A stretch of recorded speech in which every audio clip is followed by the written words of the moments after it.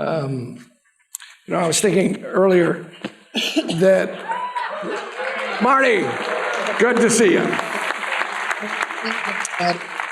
Hello, Bong, everybody, Sam. Yes, there you are, Quentin, and yes, sir. I'm glad you see them, and we see you. Yes. Art, Thomas Merton, a theologist, once said that art enables us to find ourselves and to lose ourselves at the same time. And the work that you've done has allowed us, in fact, to do that in very unique ways. I was looking for what's common in these movies. Is there anything that's sort of similar? Well, 4 of your movies are period pieces. That's similar. Actually, in 5 of your movies, you actually have children. Of course, yours is a baby, but they're still working with that baby, I suspect, was a challenge in itself. All of your movies deal with violence. There's just no question. And you also reflect something that Teddy Roosevelt said, which was that if anything is worth doing, it takes effort, it takes pain, and it takes difficulty. And you all have been able to, in fact, realize through pain, effort, and difficulty some remarkable movies. So thank you all. Let me introduce each one of you. Sam Mendes for 1917.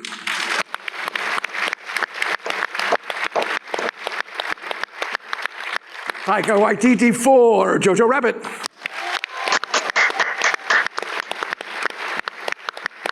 Quentin Tarantino, Once Upon a Time in Hollywood. And director Bong Joon Ho for Parasite. How's it said in Korean? 기생충. 기생충 for Parasite. Next to him is his translator, Sharon Choi. Thank you, Sharon, for being here. And Marty, sometimes we're going to look at the monitor over here to our right, and sometimes over there where you might be able to see us. But Marty Scorsese for The Irishman.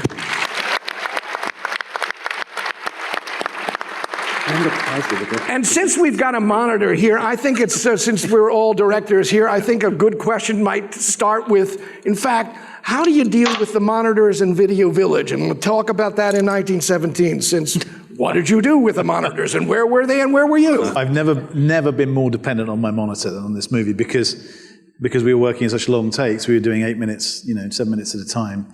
Most of the time, I couldn't see the actors at all in person. And I normally hate that. I much prefer sitting next to the camera, or at least being alongside it. I'm always a bit suspicious of monitor screens. But here I was sort of tied to it. And it was also huge.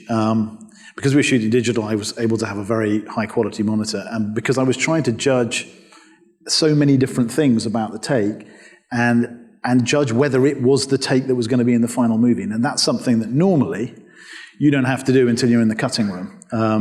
And if there's one thing I missed on this movie, I missed the direct contact with the actors while we were shooting. And I also missed having that nice time, 8 weeks, 10 weeks, where you're in the room and you've got a nice cup of coffee and you can chat about the movie and work out what it is. I didn't have any of that. I had to make those decisions, those editorial decisions that would normally be editorial, as we were shooting. So this is, of all the movies I've made, I was completely tethered to my monitor screen. Were you alone with the monitor, or did you I was all alone, Jeremy. Was there a Video Village? That's what I'm sort of... Me on the rock face. No, I had my nice script supervisor next to me, and I did have a cup of coffee on set. But, I was in it's a bit, you want to be specific? This is obviously the occasion to be specific. I was in a horse box, right? One of those things that you carry horses in, because we were shooting on the land, and they had to wheel me around in this, this sort of, so it was a Video Village on wheels. And in the next horse box was my video assist person, and the next horse box along, which was in fact a kebab van. We put kebab sign on the side of it, was Roger Deakins. I don't know why we called it a kebab van. It just looked like a kebab van, and it seemed like a funny idea at the time. And then next to him was his focus puller, Andy. And so really the kind of core group making the film were kind of over the hill where you couldn't see us, because most of the time we were shooting 360, and so if I had to talk to the actor, I had to walk over the hill to see him, and there were several times when I called cut, and they couldn't hear me, so they just kept acting, off down the hill, acting away, and I thought, oh, let's let them finish the scene, So, yeah, that they weren't innocent, thinking that what they were doing was possibly in the movie when there'd been some error or what have you. But also, I couldn't talk to the camera operator, I couldn't talk to the sound operator. It was quite strange in that regard. But because we'd rehearsed for so long, I felt that we knew exactly what we were looking for. But still, it just felt like the weight every day. I mean, normally on set, I would play a bit of music. I would be a bit more, there would be a bit more give and take, a bit more chat with the actors. But there was this weight every day, which was, we have to make the decision about this scene now. Not later, now. We have to do it now. So, and that meant that there was a kind of peace that descended into my horse box.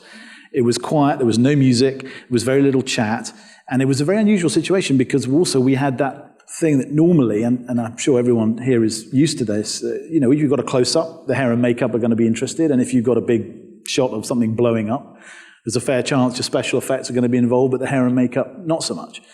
And on this movie, every department was engaged in every second of every shot. So there was this feeling that all, 120 of us, or however many were there on set on a daily basis, were completely glued to the monitor screen in a way that probably is not entirely healthy, but that's how we had to judge the movie. And the others that you just talked about, were looking at a monitor somewhere else, like hair and makeup and special effects, not in your room. No one's. My rule, and it's been this way on all the movies, I find it really difficult to have anyone looking over my shoulder at all. I can only work with the script supervisor. I hate that feeling. If someone else is in my, I don't know what these guys feel, but if someone else is in my space, my first thought is, what do they think about it? And not what do I think about it? And I had to work out more than ever on this movie, was I happy with it? Was I pleased with what we were getting?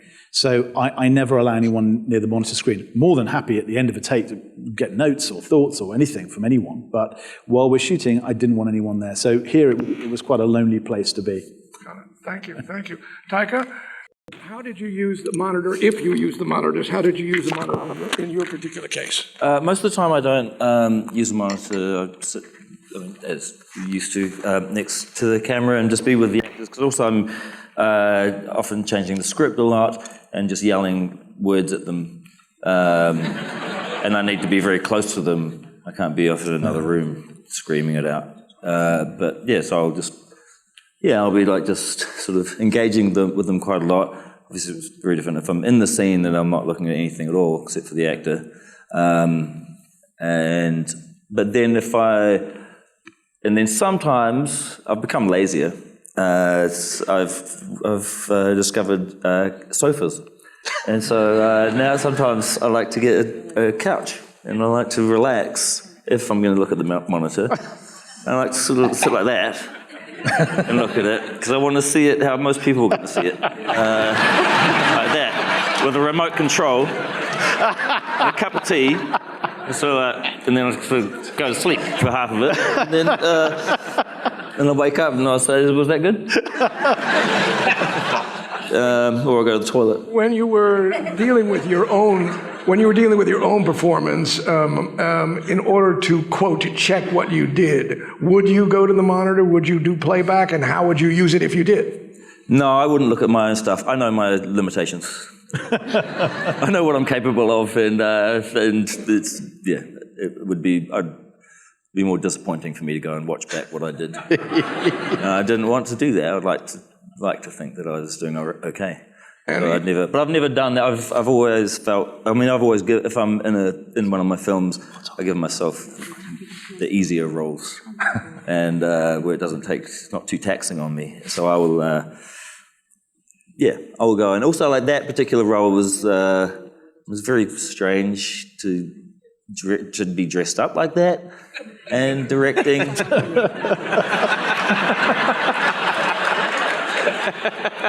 not something I recommend doing. You suddenly become a lot nicer. You're a lot nicer to your crew. You overcompensate. You come in and it's like you might say something like, "Okay, you're coming through the door. Yeah, okay, come down there. Say the line. Maybe you cross over there." That's not an order. That's a suggestion. You don't have to do it. I'm not telling you what to do. Do you deal with the Video Village? Are there other people buy this monitor, and how do you handle it? Sometimes, but I will go to the village, look at the 45 people that have suddenly disobeyed me and like come and looked at the monitor and then get frustrated and just go back in the room with the camera. I'm the same. I don't like this feeling of like, because people will go, that was good, and I hate that because I don't know if it was good, and then I'll go, oh, was it? Okay, maybe it was good, and so I get confused.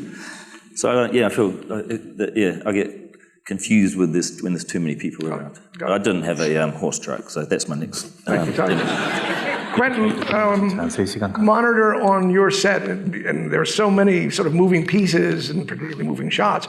Where are you with it, and how did you use it?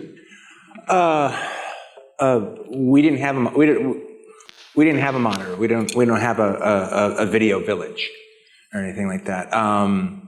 We get those little hand ones that you get every once in a while if you're like running around doing something, and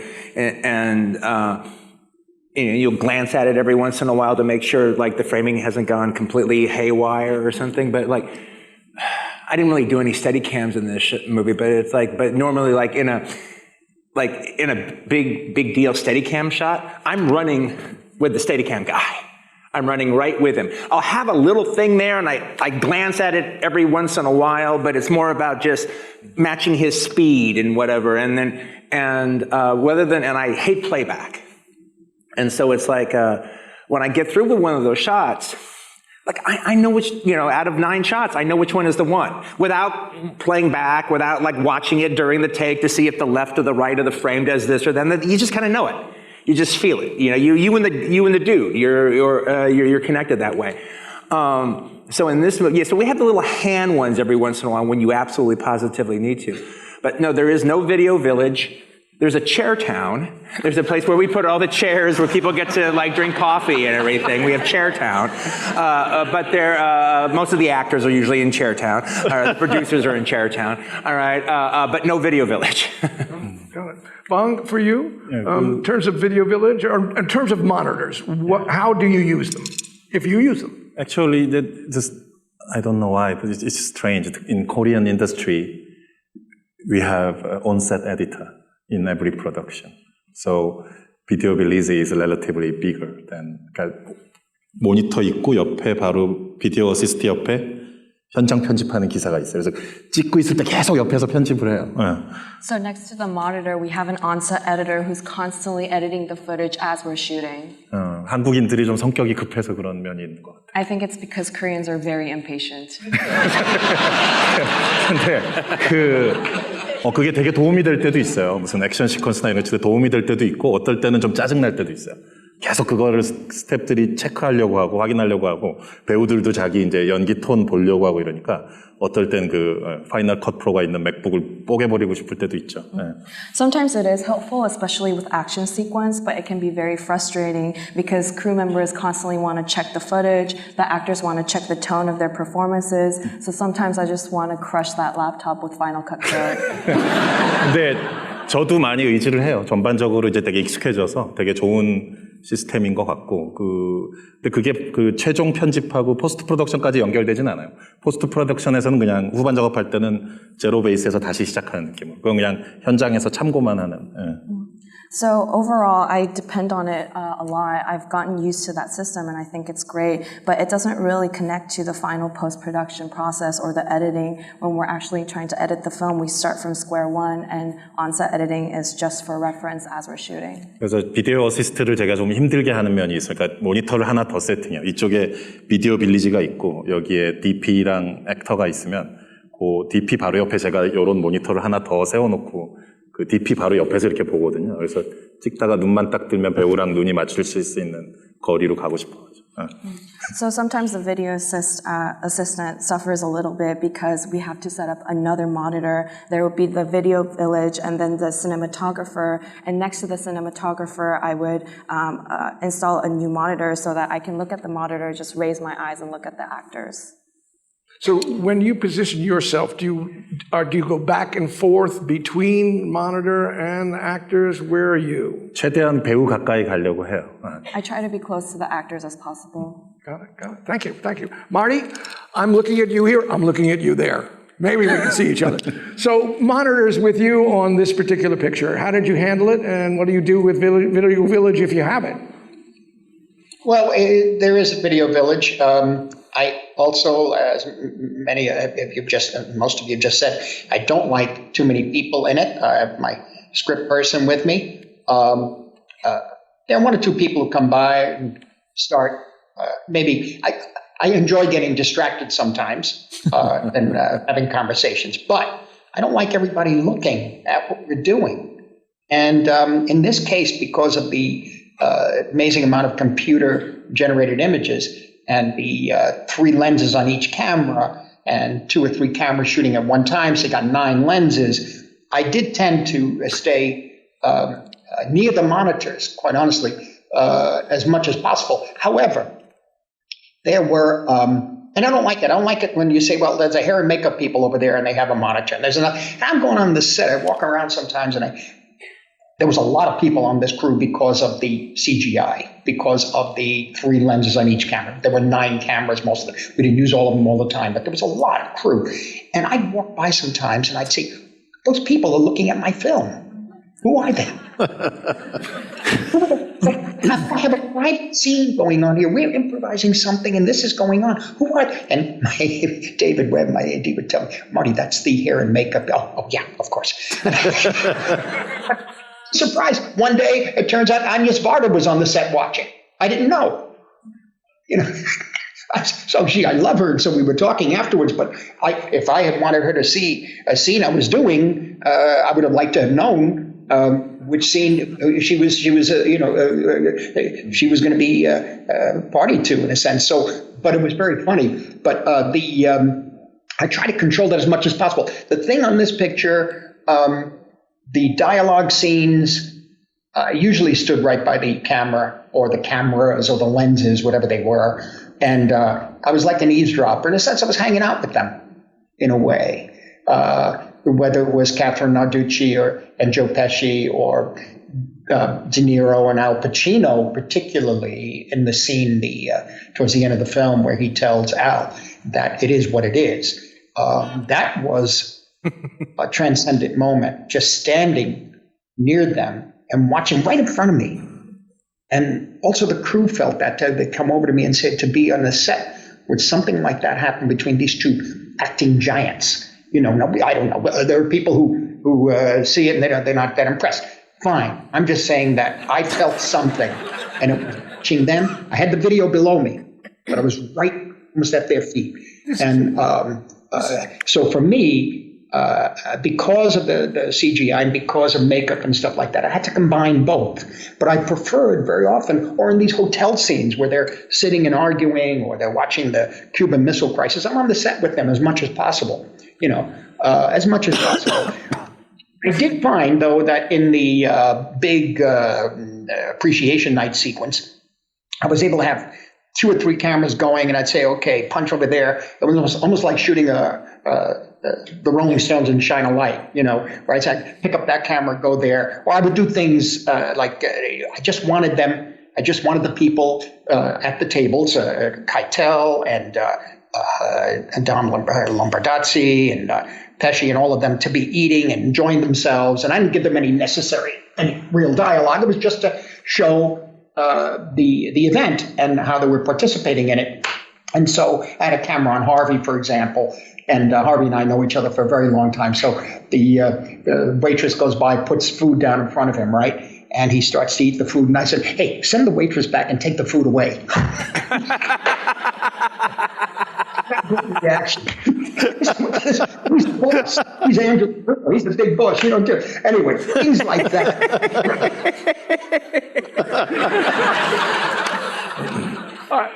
But the other thing was that a couple of times it got to be problematic because there was a big scene where Al Pacino is as Jimmy Hoffa making a big speech, and there were like a couple of 100 guys in this big room, and I decided to stay by the video. The way Al was working was that I just told him, if you feel something, just repeat it. Just keep repeating until you feel right with it. Well, he repeated. And by the time, you couldn't hear cut because all of them were screaming. And I got up, and you have to sometimes, at a certain age, you have to be careful of how you expend your energy. And when I went to the room and I looked in, I couldn't get through those people. I couldn't get through. So he must have done the scene 10 times before somebody got a message to stop. That was the thing. That I should not have. I should have been in there. But if I had been in there, it would have been too much smoke. I'd start coughing. Anyway, I found the video very helpful there at that point. But I do find that, and this is a quick story, in Goodfellas, I learned about the seduction and the corruption of the video monitor through Paul Sorvino. There's a scene in Goodfellas towards the end where Ray Liotta goes to him in his luncheonette to ask for help. And he's frying sausages, Paulie. And he looks at him and he says, I can't help you. You screwed up. I can't. He gives him some money. And I was in the very next room with the video. And I was watching, and medium close-up like this on Paulie Sorvino. And I said, let's do it again. And said, a little more maybe emotional with him, just to show that he was like your protege, He says, yeah, okay, he does it again. And I went in again. I said, I think a little more, if you can. And he said, Marty, can I make a suggestion? Can you stand here and look at me? And I did, and he was fine. The tears were there. And that's when I realized, don't get lazy. Don't get lazy, Often, though, it's kind of enjoyable because you can actually see the film start to come together, But it's a dangerous thing, those tents, because it cuts you off from the action. It cuts you off from the people and the crew. Granted, I don't like to be on a set where there's too much noise going on with banging and crashing, as I can't take it. So I tend to pull away at that time. But it's a great tool. And like Quentin says, to actually go with the Steadicam guy, go running with him or her, what's there, But I find it a great help, but also a great temptation. Got it. Well spoken. And sinful. Well spoken. Well spoken. I want to talk about endings. Openings and endings of a movie or any story become, to some degree, some of the most important things that all of us have to deal with. It's been said, if the end is good, all is good. I think I was talking about our own lives, actually, but just talking about movies specifically. So I'd like to talk to you all about how you evolved as directors. In this case, it may be as writer-directors, the ending. Sam, specifically, this moment when he goes through all of the wounded soldiers and then finds the brother and then goes to that tree, that lone tree. And I'm really interested in particularly even that last moment about going to that tree. How did that evolve? What were some of the directorial decisions that came to get it to that place? Well, I actually, when I wrote the script, co-wrote it with Christy, it was a different ending. It was a slightly different ending. He was sitting on the bank of a stream, as it happens, and it was when we went. We were location scouting in the West Country in England, and we saw that tree. Me and Roger Deakins, and we both looked at each other, and it just seemed so obvious suddenly that the movie should start with him leaning against a tree, with his eyes closed, and end with him in exactly the same position, and yet everything has changed. So it just seemed like such an obvious idea. Even many of the good days on set with Roger, you say almost nothing because you're so in tune. And we made, 4 or 5 movies together. You're so in tune that you don't really need to talk very much. And that was one of those nice moments. And I went and stood underneath the tree on my own, and it sounds ridiculous, but it felt magic. And so for me, that kind of was an example of the landscape of the movie talking back. But, I think it also, you have to go back. A lot of the reason I wrote this movie in the first place was because the experience I had on the 2 Bond movies of being in the room with the writers with a blank page gave me the courage to do it myself. But you talk about endings and how, if the ending's right, then everything's right. Well, I had the experience on the second Bond movie of not having an ending when I started shooting. And I found it really not a good experience.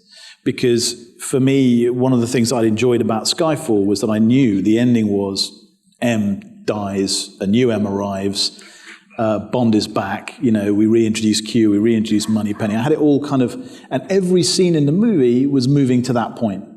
And, you're so aware when you don't have that, you don't know what, the ending is, that it's everything, because you're kind of directionless in a way if you're not pointing in the right direction from the start.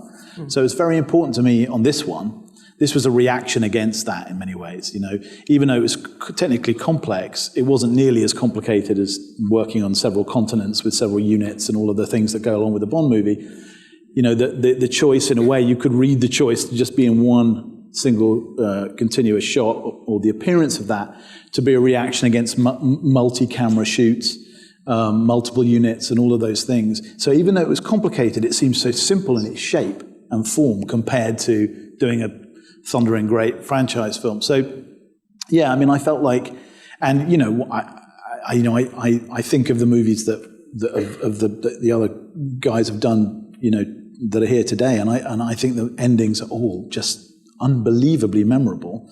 The last shot of Parasite, the last shot of the Irishman. I know, but you think about it and you just think, of course, that's the only way it could end. That's where it's heading the whole time. That's where it's going. It would seem crazy. It makes sense of everything that follows. The last shot of Quentin's movie, obviously. You know what I mean?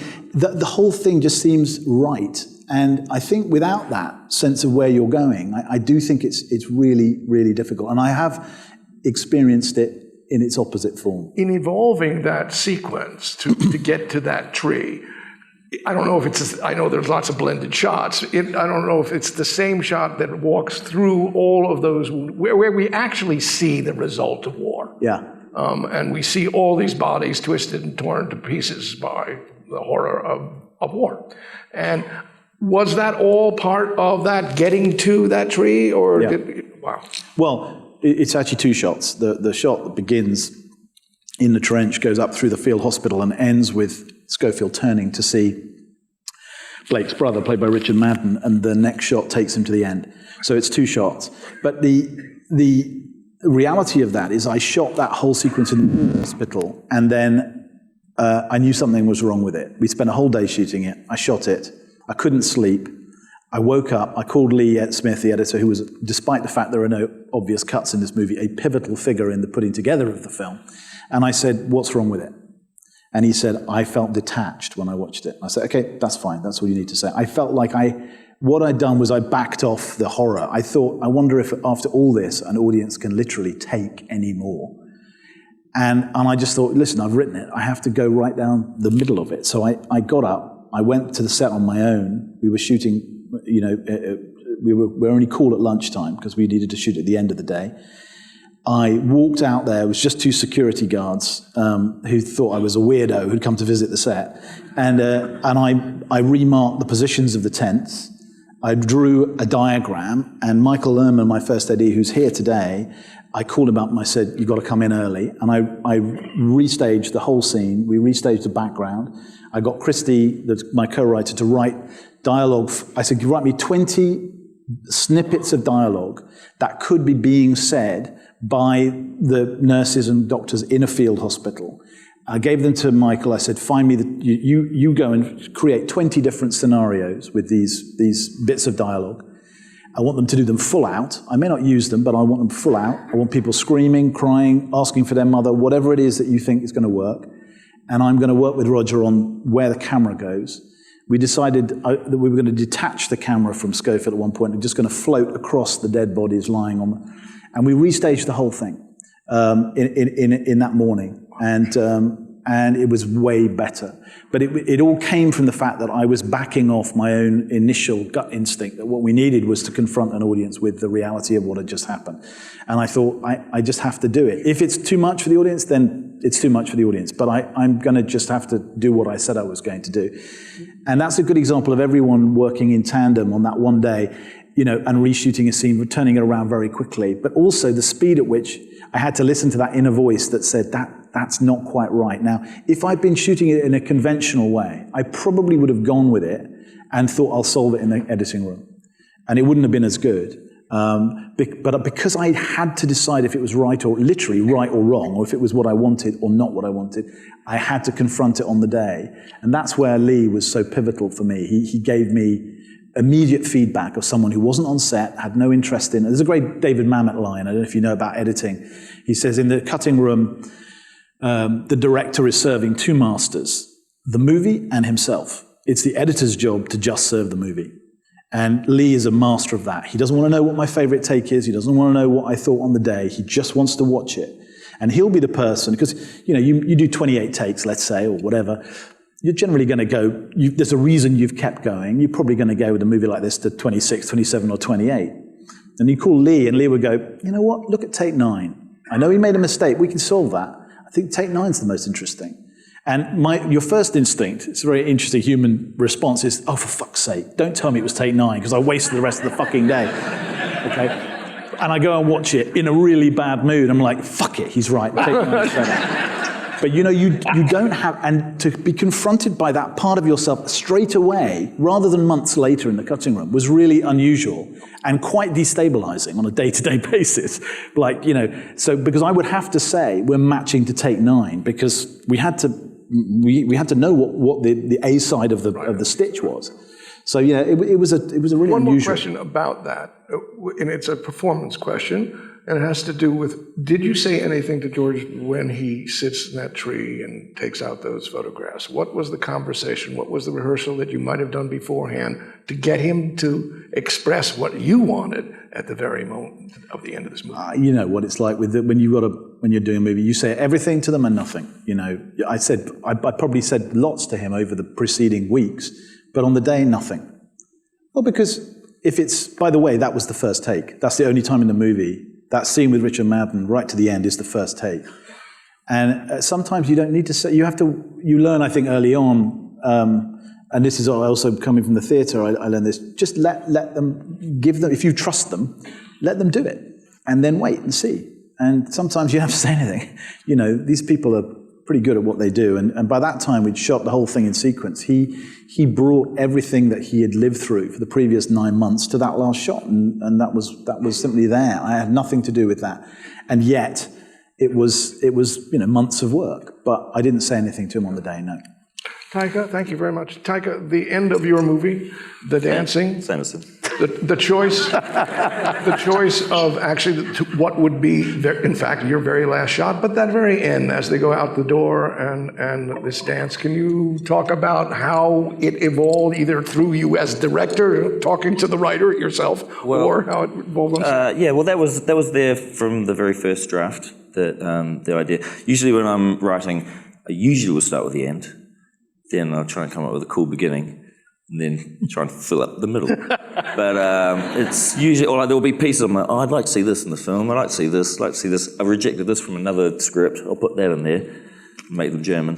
And, and then just sort of figure it out. It's not often that I have a very clear idea, it's usually sort of finding it as I write, but I usually will know how I want it to end, and that was I was very clear right from the beginning. I wrote it in 2011, and even then I knew I wanted them to be on the street dancing, and I wrote Heroes into that moment as well. The song as well. Then. Yep. And so that was, I guess, a point that I knew. It was one of the few things I knew about the film, I guess. And in shooting that, if you remember, the talking to both of them, and actually the staging and its evolution, because it evolves. It starts subtle, and then they begin to do it. I'm wondering if you remember what might have been said to your actors to get to these. Well, so Roman is when I cast kids, usually they've never acted before, and I'm always looking for.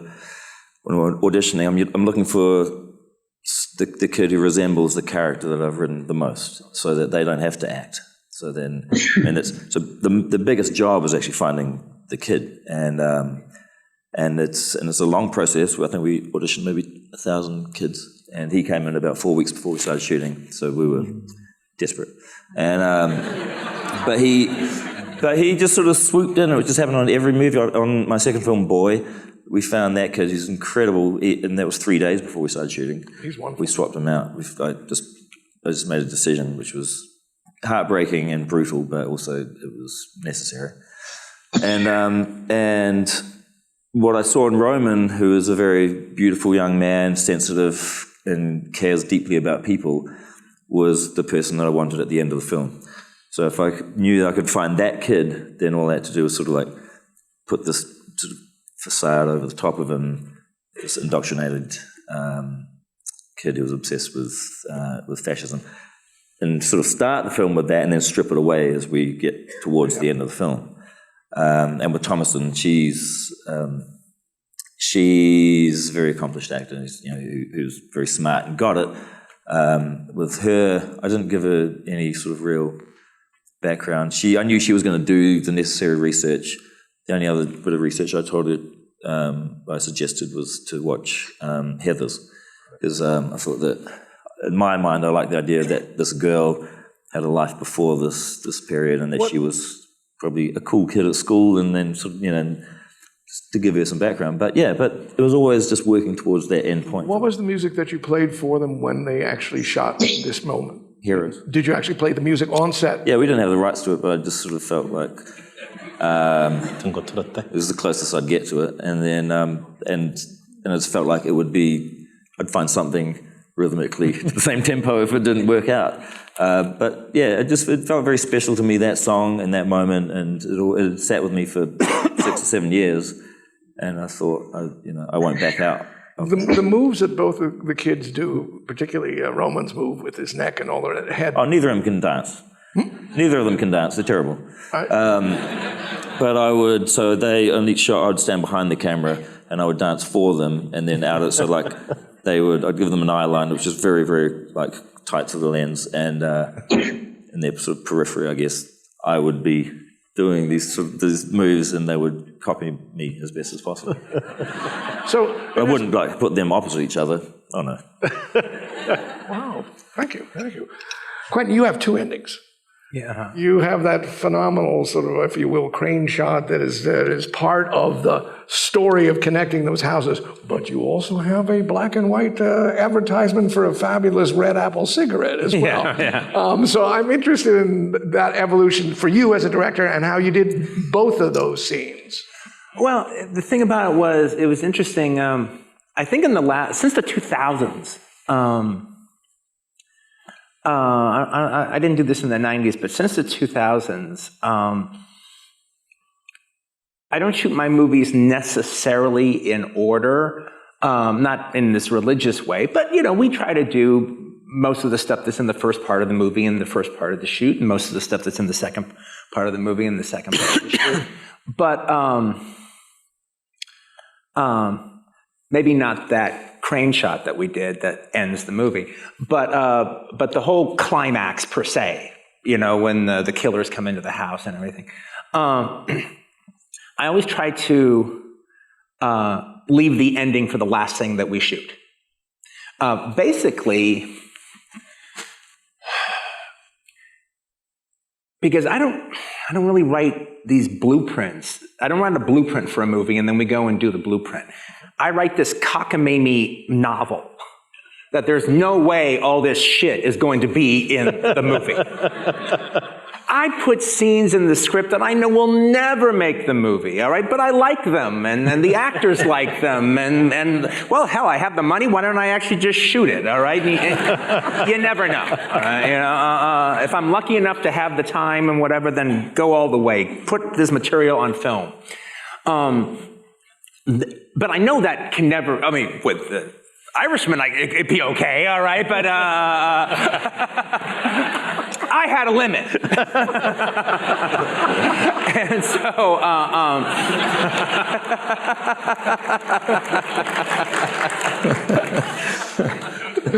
so the thing is, so I'm literally kind of stuck, kind of adapting my novel, like I'm doing a novel. I'm adapting my novel every day on the set. Now I'm shooting it, but I'm seeing what we're shooting, and I'm seeing how it's working, and I'm seeing what's becoming important, I'm seeing what's becoming less important. And the reason I'm doing all that, I'm like, okay, well, this won't really make it, but hey, this is actually, I never would have guessed that this would make it. but this is really powerful. This is really strong. And then maybe that character who wasn't so important to me in the script has like risen and has become more important during the course of the shooting, or just because of the fabric, the way you're putting the fabric together. You're learning what your movie truly is. And so consequently, by the time we get to the end, after I've shot the whole rest of the movie, I have a pretty good idea what I'm going to do. And so now I kind of know what the movie needs. And maybe I think, and I'm sure I always think that the movie needs more at the ending when I'm writing it. But at a certain point, I know how much movie I have. I know how much movie there is, how much movie the audience has watched up in this point. So I know, do we need to bear down and get really into it? Or no, just wrap it up, man. Or any version in between. And so in the case of this, I think I had a much more elaborate version of the big action sequence that happens in the, that it's in the house. I mean, even to the degree that I think Brad and Austin, who played Tex Watson, kind of even like had there was even a choreographed fight that they did and everything. And then all of a sudden I show up on the set and I'm like, we don't need any of that. And it wasn't probably my best day as a director, for the simple fact that I didn't walk Brad through the fact that I've changed my mind. I just changed my mind and dared him to disagree with it. Which, as like time went on, I was like, I should have like walked him through this a little bit more, all right, rather than just like, no, we're doing it this way. And the whole crew was like a little bit surprised, and all of a sudden, it just became, no, this is a sequence I want to do later in the editing room. And so it just became about little pieces. Boom, boom, boom, boom, boom, boom, boom. And it was just us hopping around. And there's also the kind of like we've been shooting for a long time, so now you also have this energy of you want to get it done now. But that's a good kind of energy. That's a really exciting kind of energy when you finally harness it. And so rather than things being more elaborate, it was much more shot, and people were like, oh, I guess this is how he's going to do it now. Okay, fine. But the crew is actually used to being able to watch it more unfold, and they have it, and they have a good sense of it. Here it was just they were forced to cut it in their own mind by seeing how I was doing it in little bits. In terms of the very last part of it, which is standing outside Sharon Tate's house and that crane shot, and then the fact that titles start, mm-hmm. and then you have this ad. Mm-hmm. Talk about how that evolved and the style, and also directing both of those pieces. That sort of last. Well, that last little shot that's been in my mind. I've been working on this for 6 or 7 years, off and on. And I think about 5 years ago, I came up with that ending shot. And it's haunted me. That shot has just been haunting me for 5 or 6 years. And you're speaking of the crane shot? Yeah, I'm talking about the crane shot where you see Sharon comes out and everything, where you go from the gate and everything. And it's wonderful and horrible when a shot haunts you. When it gets in you, like you can't function, you can't live until you put it on film and get it out of your system. But then, God, it's also like the greatest thing in the world to actually feel that kind of a connection to your work. And I didn't know if we were ever going to be able to do it. I mean, we had to find the two houses. I didn't even write it in a way that like makes a lot of physiological sense so that the houses would be able to do all the things I wanted them to be able to do. But then we found it, and actually it was my first AD who's out here who found it with Bob Richardson. It was one of those things where they kept finding houses, and well, they weren't exactly quite right, but you could do this instead, or you could do that instead. And I was starting to get worn down, like maybe I was going to have to make a choice like that. And they go, God, this is not what Quentin wants. And so they just went up in the Hollywood Hills with Google Maps, and they found the two houses. And luckily it all worked out. But to go back to what I was saying before, we shot all that stuff in the two houses that are at the end of the block. We shot that fairly early in the shoot. I mean, maybe like, week 7 or 8 or something like that. And so consequently, the shot that's like driving me crazy, the shot that's the end of my movie, I shoot that shot, that crane shot from the gate to the overhead to the house, like within like week 6 or 7. And it kind of fucked me up emotionally a little bit to actually shoot this ending moment for the movie that soon into the shoot. I mean, I understood everything, but emotionally it was like, well, how can there be even more movie to do now that I've shot this shot? Now that I've seen the end right, written, it's like, how can there be even more out there? But there was. The ad. The ad. That was just we had like 2 days. We had 2 days to do all the bounty law stuff, and we were on a Western set. And we were doing all the bounty law stuff, and literally one of the days was the hottest day in Los Angeles that year. And that's like the day that we were trying to do like 37 setups to duplicate this entire series. And poor Leo, man, he was running, he was there for every 37 setups, all right? He was running back and forth, sweating his balls off. But that was just, but that was easy. That was just one of the things, that was one of the many things that we did. We did the little Red Apple commercial. And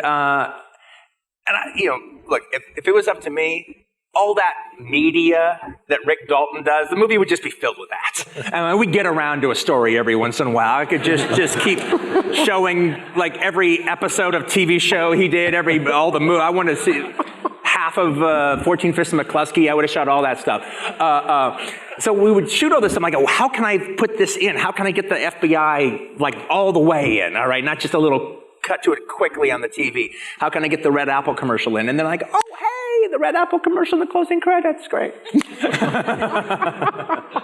Well, thank you. Both endings are very powerful in their own way. Bong, in a way, you have 2 endings as well in your piece. 아니, 퀸틴의 그 열정적인 얘기를 듣다가 좀 다 까먹었어요. 내 엔딩이 어떤 엔딩이었는지. I forgot what my ending was listening to Quentin's passion. 아니, 근데 정말 좋은 게 저도 되게 궁금했었어요. 그 Once Upon a Time에서 마지막에 그 카메라가 지붕 위에 머물러 있는 채로 끝나잖아요. 그게 단순하면서도 되게 위대한 감독으로서 위대한 결정이었다고 생각했는데 물어보고 싶었는데 이제 그게 5년 전부터 꿈꿔왔던 그런 걸 얘기 듣게 돼서 되게 기뻐요. 네. But it's great because I was so curious. At the end, the film ends with the camera on top of the rooftop, and I thought as a director that was a very simple but great decision to make. And so I always wanted to ask him, and to hear that he's been dreaming of that ending for the past 5 years, it's been very insightful. Were you dreaming your ends? 저는 이제 저의 엔딩은 영화의 오프닝하고 되게 강력하게 연관돼 있어서 오프닝을 생각하면서 엔딩도 이제 그것과 2개가 되게 영화의 처음과 끝이 되게 강력히 연결돼 있는데. 예. So my ending is very powerfully tied to the opening shot of the film. So the ending and the opening came to me together. 영화 전체가 사실 되게 버티컬하잖아요. 수직적으로 그 부자와 가난한 자 이렇게 수직적으로 배열돼 있는데 첫 장면도 이제 그 반지하에서 이렇게 카메라가 크레인 다운하는 거고. 마지막 샷도 똑같이 반복이 되죠. 네. So the entire film is aligned very vertically according to class, the rich on top and the poor on bottom. And the opening shot of the film, you have the camera in the semi-basement home craning down towards the main character. 그래서 어떻게 보면 좀 약간 잔인하고 슬픈 엔딩인데, 예, 뭐 이왕 잔인하게 된 김에, 예, 그래서 그 편지를 쓰는 거잖아요. 아들내미가 그 아버지한테 그 모르스 코드로 편지를 쓰는 건데. 그 부잣집을 자기가 사버리겠다고. 아버지는 계단만 올라오면 된다고 하는데, 그래서 실제 그것이 화면으로 나오죠. 그래서 쏟아지는 햇살 속에서 아버지를 껴안는데, 사실은 이제 컷이 바뀌면은 되게 어두운 햇빛이 없는 추운 겨울밤에, 눈 내리는 밤에 그 아들을 향해 카메라가 내려가는, 어떻게 보면 되게 좀 잔인한 엔딩이죠. So it's a cruel but sad ending because he's writing a letter to his father in Morse code, announcing that he will purchase that house, and all he has to do is come up the stairs. And you actually see that scene on screen. You know, under broad daylight, they meet together and they share a hug, and then it cuts right to the boy in that dark small room in a winter night, and it cranes down on his face. 그 부잣집에서 그 아버지가 계단 올라와가지고 마침내 이제 아들과 껴안는 걸 찍을 때는 저도 약간 이모셔널해졌는데 그 세트에 이제 그 야외 그 필드에 그 집을 지었을 때부터 이제 이미 자연광이 가장 잘 쏟아져 들어오는 각도를 계산해서 집의 그 세트의 방향을 정했었어요. 그래서 그 시간대가 딱 있거든요. 그래서 그 햇빛이 실제 자연광을 아침에 쏟아져 들어오는 실제 자연광에서 찍었었죠. So when the father finally comes up the stairs to the rich house and they share a hug, on set I got emotional as well. We built that house on an open field outside, and we calculated the direction of the windows and the house so that it can have as much broad daylight as possible. And there was a certain period of time when sunlight would sort of pour into the garden, and so it was actually all natural lighting in the morning. 그래서 그 장면 찍고 이제 그게 그 부잣집 세트에서 찍은 마지막 이제 일정이었는데 찍고 나서 그 바로 다음 날부터 이제 부잣집 다 부셨어요. 되게 기분 이상하더라고요. 되게 살아보고 싶은 집이었는데. So that was actually the last scene that we shot at that rich house, and the next day we just started demolishing the set, and I felt very strange because I wanted to live there. So do some of us. Question for you. That choice of the angle that you do when the father and son embrace, we are very far away, far distant. Yeah. What made you choose that rather than, let's say, go in for a closer shot? What happened? And you said you were moved, so I'm interested in why you chose that. That's the exactly same question I wanted to ask to Quentin. Why your camera never close to the Sharon? Well, you answer first, and then we'll find out. 그게 모르겠어요. 한국적인 아시아적인 감수성인지 모르겠지만 가장 감정이 들끓는 어떤 부분을 오히려 멀리서 보고 싶은 그런 마음 같은 게 있거든요. 멀리서 힘겹게 이렇게 아련하게 점처럼 봤을 때 오히려 더 그 감정이 찡하다고 해야 되나? 이걸 어떻게 표현해내다? So I think it's you can say it's sort of a Korean or Asian sensibility where when the emotions are the most intense and you have that burning emotion happening between the characters, you almost want to stay far away so that the scene is faint. And that way you feel the emotion more intensely when you can see it all happening. So you feel if you had shot a closer moment between those two of them, it would not have had the emotional effect you wanted. That visual made the difference, yeah? 그러니까 클로즈업을 뭐 그날 이렇게 껴안았을 때 클로즈업을 찍어놓고 편집해서 빼고 이런 건 아니에요. 그냥 처음 스토리보드부터, 그건 되게 명확했어요. 이걸 찍으면서 시간을 쓸 필요는 없을 것 같다는 생각을 했었고요.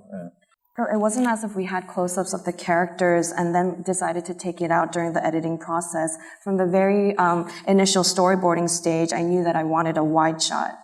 그리고 마티 영화, 미스터 스콜세지 영화에서도 마지막에 이렇게 문틈으로 드니로옹이 딱 보이는데 그게 되게 이상한 감정이 들잖아요. 그러니까 그런 거 되게 여쭤보고 싶었는데. And even with the Irishman, you see De Niro through the door cracks, and that gave me a very strange emotional response. So I wanted to ask Marty about it. We're about to. I'm so glad we're on the same page about this. Although I do want, maybe we'll go back to Quentin and why the wide, not a close-up. But I'm going to ask Marty for this question. Marty, in their last shots in the movie, one of them is quite remarkable because it takes that nurse, I guess, out into the hallway and then comes back, and there's a change of light, there's a change of time, and we discover him change of outfit. I don't know if it's the same shot or how you did it, but then you have those last, if you will, two shots, and one of them is this low angle looking at him, and then the other is the wide one at the end. Can you talk about how that evolved for you? Yes, I'll try. I think to say immediately that was the original ending that we knew was going that way from reading the book, from my discussions with De Niro, and certainly with Steve Zalian. And I said, let's aim for that. At one point, I even said, "But should he shut the door?" No, because he's still waiting for some kind of salvation of some kind of forgiveness, some kind of somebody to save his soul or something to save his soul, so to speak. So he leaves that open. Could be the daughters, it could be whatever. In any event, then the problem was shooting it because that we did shoot towards the end of the picture. And the scenes with that young priest, Father Morris, were, except for the last few lines of the dialogue, of film, particularly in the chapel when they in confession, were from a real confession. They were not scripted. Bob's lines were scripted, but the priests were not. And in any event, that gave us the feeling. I shot that first, so before shooting the scene in the room, and that gave me more confidence and as to how to express this idea of this old man in this room. I knew, for one thing, that the movie in my mind came together fairly quickly. I'm reading the book, and the piece of music came to my mind immediately, and that was "In the Still of the Night" by the Five Satins. And that is the pace of the film, that's the rhythm, that's the emotional impact of the picture comes from that, not nostalgia for an old 50s song. I don't care about that. It's about "The Still of the Night," going back to listening to sermons or in the 50s, coming from a Roman Catholic background, where the priest would always talk about, or people would always talk about, the veil of tears and the death coming like a thief in the night when you least expect it. So in the still of the night is love and also exiting. So this was the movie. I knew it had to start that way, and I knew people would say, well, that reminds me of the shot in the Copacabana. It has nothing to do with it. I just had to find this guy sitting there, and let's just go through this this retired living place with the camera. However, the ending, the problem was, once the priest got up and left, and he says, is it Christmas? Bob says, is it Christmas? And the priest said, yeah, almost. And it cuts back to Bob, small in the frame, and he said, do you mind leaving the door open a little bit? And I thought I'd end it there, but I felt that I didn't quite like that, because it's almost as if, could you leave the door open a little bit? I don't like being here with the door closed. And then the camera tracks out. It's like corny. And corny is not a good word to use, but it's cliche. I've seen it before. It signals the ending of a movie. I don't want to signal the ending. So what the hell to do? I know I got to wind up in the hallway and show through the crack. I know that. And that's got to be really simple. And simple is hard. So can't even think about making it simple. You just got to do it. You got to see it. And so I remember it was Easter weekend when we were shooting that. And I shot it through the doorway then. And in the editing, we found it was one of the most difficult things to do because of two things. One, from cutting from the interior of him telling the priest to close the door, him small in the frame, and you're inside the room, to the priest coming out into the hall and leaving the door open and seeing him in the background, it just didn't seem to have an emotional impact. And so something I hadn't planned on, which was that low-angled shot of Bob in the middle of those two shots. And then it became, how long should that be on? And where did I get it from? Because I shot it for another reason, which I didn't use. And I tried again pulling that shot out of the close-up of Bob between the two wide shots, and it didn't have the emotional impact. And then we found the right beat, the amount of time that should be on. And then I said, okay, then we were fine. The bigger problem became when to start the music, because it was obvious. In the Still of the Night begins the movie, it ends the movie. Again, cliche. All right, so how does it end the movie without being cliche? Well, why don't we start it while he's in the chair and you see through the door? And I thought, everybody, how about this? Tracking out and putting the music over it. That's even worse. I said, now what the hell do we do? Okay, that took such a long time. Starting inside, putting it on the, starting the music on the shot of him in the hall, through the door, starting the music. And I always felt it's an intrusion. Where the hell is this coming from when I screened the picture? It really annoyed me. And finally stumbled upon the idea of cutting to black and then slowly bringing that music back in, without it tugging at the heartstrings or being sentimental or nostalgic, you see. And so that was, that, as far as the visual was concerned, that was from the beginning. The execution of it was an arduous, not arduous to shoot, but arduous in the construction of the picture. Again, this is something, because of the strangeness of this production itself, one has to address the issue of length, I would think. There's no doubt, but we never intended the length to be what it was. We just played the film, and in terms of the company that was making the film for a streaming service or apparently being shown in theaters too, you say, well, what if it plays as it plays? And some people will see it in sections. I have a lot of people telling me, some doctors, surgeons telling me I watch 15 minutes every night, because you can't watch the whole. These are surgeons who have to get up at 5 a.m. to go and operate on people. I have people telling me I watch it for 5 or 6 hours in one day. I go back, I watch scenes, and I know that if you see it from beginning to end in a theater, let's say, or even in a home theater, it's a different experience. And so we took a chance, really. And the only way that guided me through this mystery of making this film was the projection of the film itself. I didn't show it to many people, only a few people. I had to feel right about it. And I figured, well, this may be I got to say, it may be your last chance, man. Just go what you feel in your heart. And if it plays for you, and if there are a couple of people around who say, Marty, this or that, and you take that into consideration, fine. But as a last chance, so to speak, you say, I pour it all in. What can I do? Everything goes on the table. You just, gamble it all. And it might play, Jeremy, for different venues. I don't know that. So it's experimental in that way.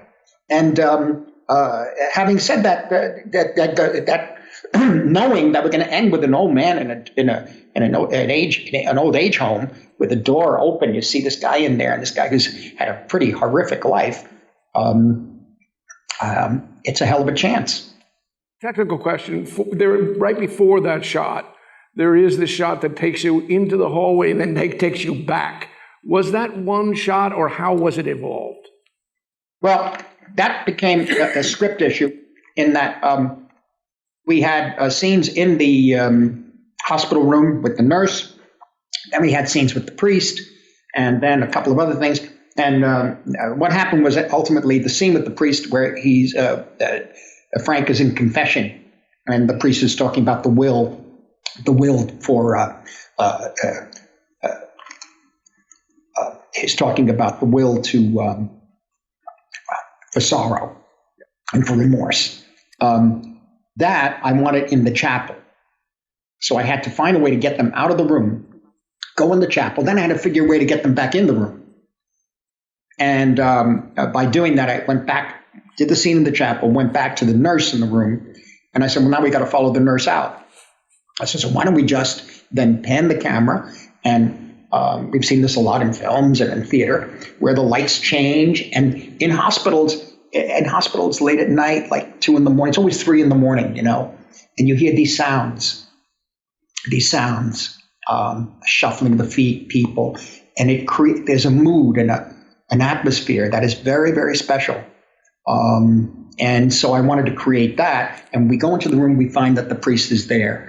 But that was 2 shots. It was changing the light, going from the bright light, and basically just fading down the noise in the hallway and a few people, and then bringing up what could be is really the absolution for this confession. You're bringing that up on the soundtrack, and you come in, and basically it's over. But by that point, in that little move into that room, Frank has aged even more. In a sense, maybe not physically, but he's aged completely. He's almost somewhat pretty confused, I think, at certain points there. Not quite sure. Question for you, and a question for all of you. When you get anxious, how do you calm yourself? When, that, I don't know what's going to, what do you do? What do you do to calm yourself when you get anxious in the process? Me? Yeah, you first. You first.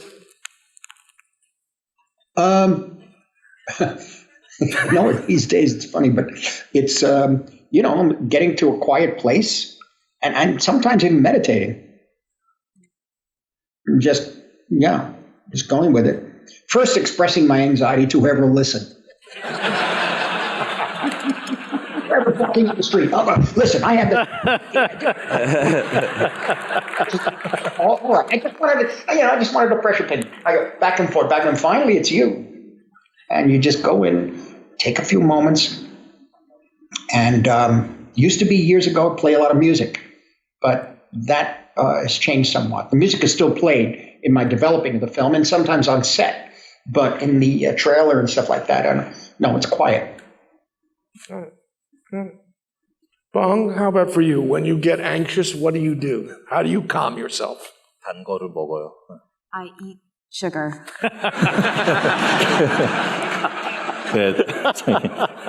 이게 저기 뭐 많이 있어요. 그래서 그 모니터 주변에 사탕, 뭐 초콜릿 뭐 이런 것들이 많이 있어요. So I always have a bunch of chocolate and candy around the monitor at all times. Good, that's good. It works? 그리고 이제 결국 또 저의 스토리보드 다시 들어요. 이게 스토리보드 그리는 것 자체 불안해서 그리는 것 같아요. 스토리보드 없이도 영화 잘 찍는 감독님들 엄청 많잖아요. 근데 저는 모든 샷을 제가 다 그리거든요. 그걸 하나하나 그릴 때마다 약간씩 불안이 가라앉기 때문에. 그리고 스토리보드대로 잘 해줘요. 워낙 그 스태프들이, 크루 멤버들이. 그러니까. Yes, and also I always go back to my storyboard. The reason why I draw my own storyboards is because I'm anxious. There are so many great directors who don't use storyboards, but for me, I draw every shot myself. And my crew members are also great in following my storyboards, so that's my process. 불안하면 꺼내갖고 다시 이렇게 보고 있는 거죠. So basically, I take out my anxiety from my heart and study it. 이대로 될 것이다. It will happen this way. In this experience on this movie, was there one or two major things that worried you? I mean, this really does worry me about this particular film. 그 홍수 시퀀스 때문에 걱정을 많이 했는데요. I was very worried about the flood sequence. 그 물속에 들어가서 오랜 시간 찍어야 되는데 물이란 게 항상 다루기 어렵잖아요. 스필버그 님도 조스 이후에 자기는 2번 다시 물가로 안 간다라는 말씀도 하셨었다던데. Because we had to spend a long time in the water shooting that sequence, and water is always very difficult to deal with. I heard that Spielberg, after he shot Jaws, he was like, I will never shoot water ever again. 물론 뭐 되게 조그만 물이긴 하지만 걱정이 많이 됐었어요. 그래서 준비를 많이 했었죠. 그러니까 가난한 동네 전체를 다 그 워터탱크 안에 일부러 지은 거였으니까요. 그러니까 그 워터탱크 안에 우리가 집 세트를 막 만들고 있으니까 그 세트장 관계자들이 되게 황당해하더라고요. 쟤네 왜 여기 보통 거기서 무슨 뭐 수중 헤엄치는 장면 찍거나 이러는 곳인데 거기다 우리 집을 만들었죠. Of course, it wasn't as extensive with Parasite, but we prepared a lot for that sequence, and that's why we built the entire poor neighborhood inside a water tank. And when we started building houses in this water tank, all the employees at that water tank found it very bizarre because usually they shoot people swimming there or ship sequences, and we were building houses. How about for you, Quentin? What do you do with your anxiety and worries? Well, the only thing that really, there can be a weird situation that happens versus this scene versus another scene during the course of a shoot. But the only scenes that actually really make me anxious are like the big cinematic set pieces.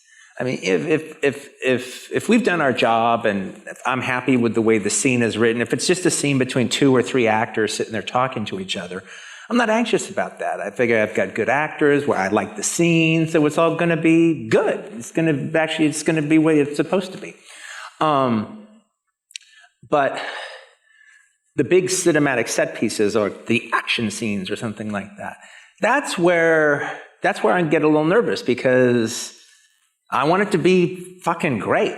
I want it to be as good as anybody's ever done it before. And I want it to go in the annals of great action scenes of all time. And for all time. And I know whether or not I'll have pulled that off or not. And even if I can fool the audience, I'll know whether or not, it wasn't as good as blah, blah, blah, or it was, it's okay, it's good, but it's not one of the best ever. And I'm,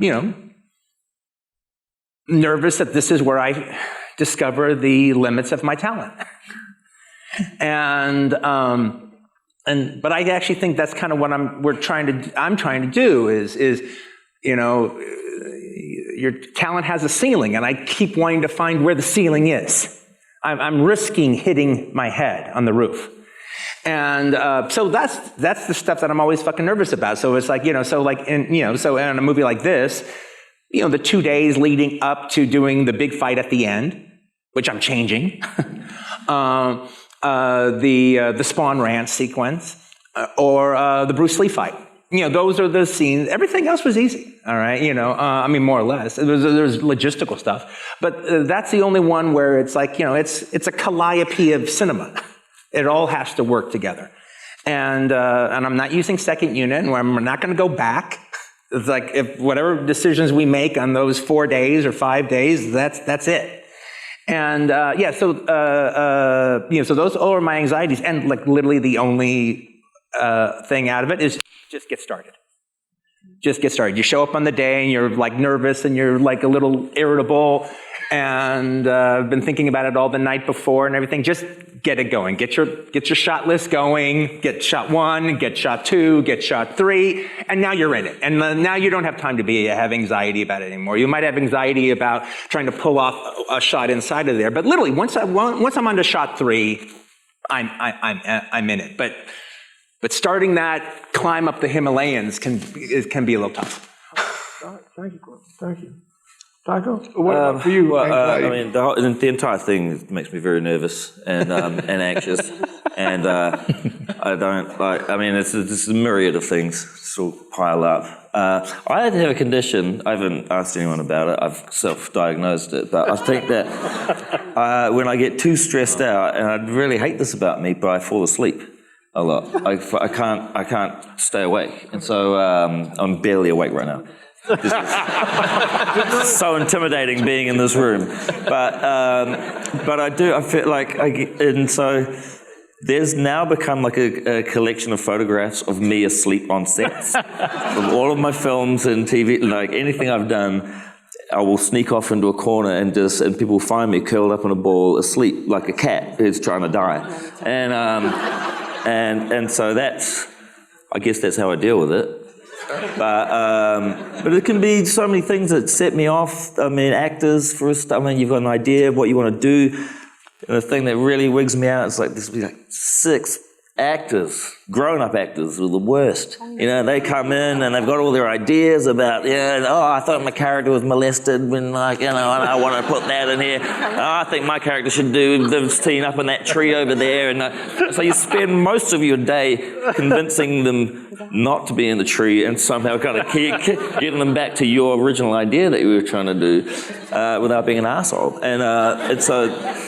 But then eventually, and then part of it's like, it's time, and the other thing is trying to get everyone to just stay with you and believe in you, because like it can be, especially for me, because I've written most of my own things, and this film in particular, I felt was like a big career ender, and I thought, I've had a good run,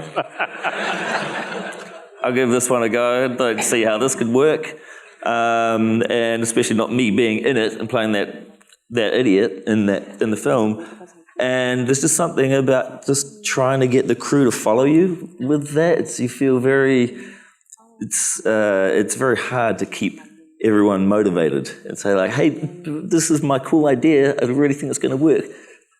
Please believe in this.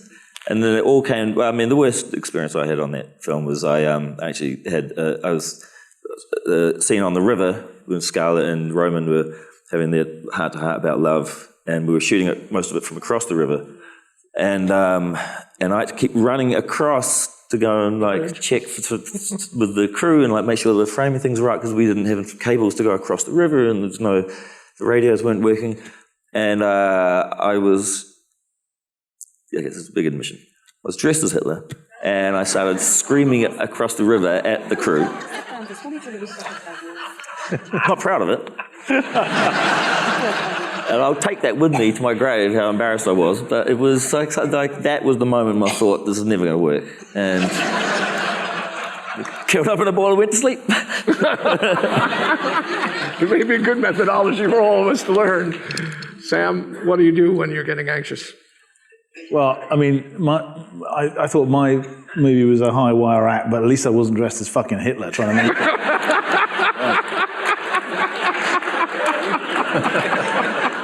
The more I think about it, the worse it seems. Jesus Christ. I've done a very good job of hiding my inner Hitler all these years. Yeah, I think I'm a little bit like Marty. I find that I have to be quiet now. Maybe I'm just getting older. But I think I have two ways of switching off. One, well, actually three: chocolate, like Bong, quiet, like Marty, and watching sport. And I find that if I sit in the silence or watch sport for long enough in the evening, if there's a little man who pops up onto my shoulder going, "You fucked the scene today. It's not right," he will appear. At some point in the evening, he will pop up and he will interrupt my sleep. And by the next day, I will know that I have to do something about it. And I've learned that little person, he makes a fairly regular appearance early on in the shoot. He's annoyingly present. I mean, it goes way back to my first movie, to American Beauty, when the first day he was on my shoulder saying that wasn't right. And I reshot the first 2 days of that movie, and I sort of wait for him a little bit. So now I know he might turn up. So God, I sound completely insane, don't I? Not yet. Maybe I should be lying on the couch. Anyway, so yeah, that's. But I do have to get into some negative space and peace and quiet in order to work out what I think. I think that's really why. I mean, you're constantly fighting against this idea. Well, I am.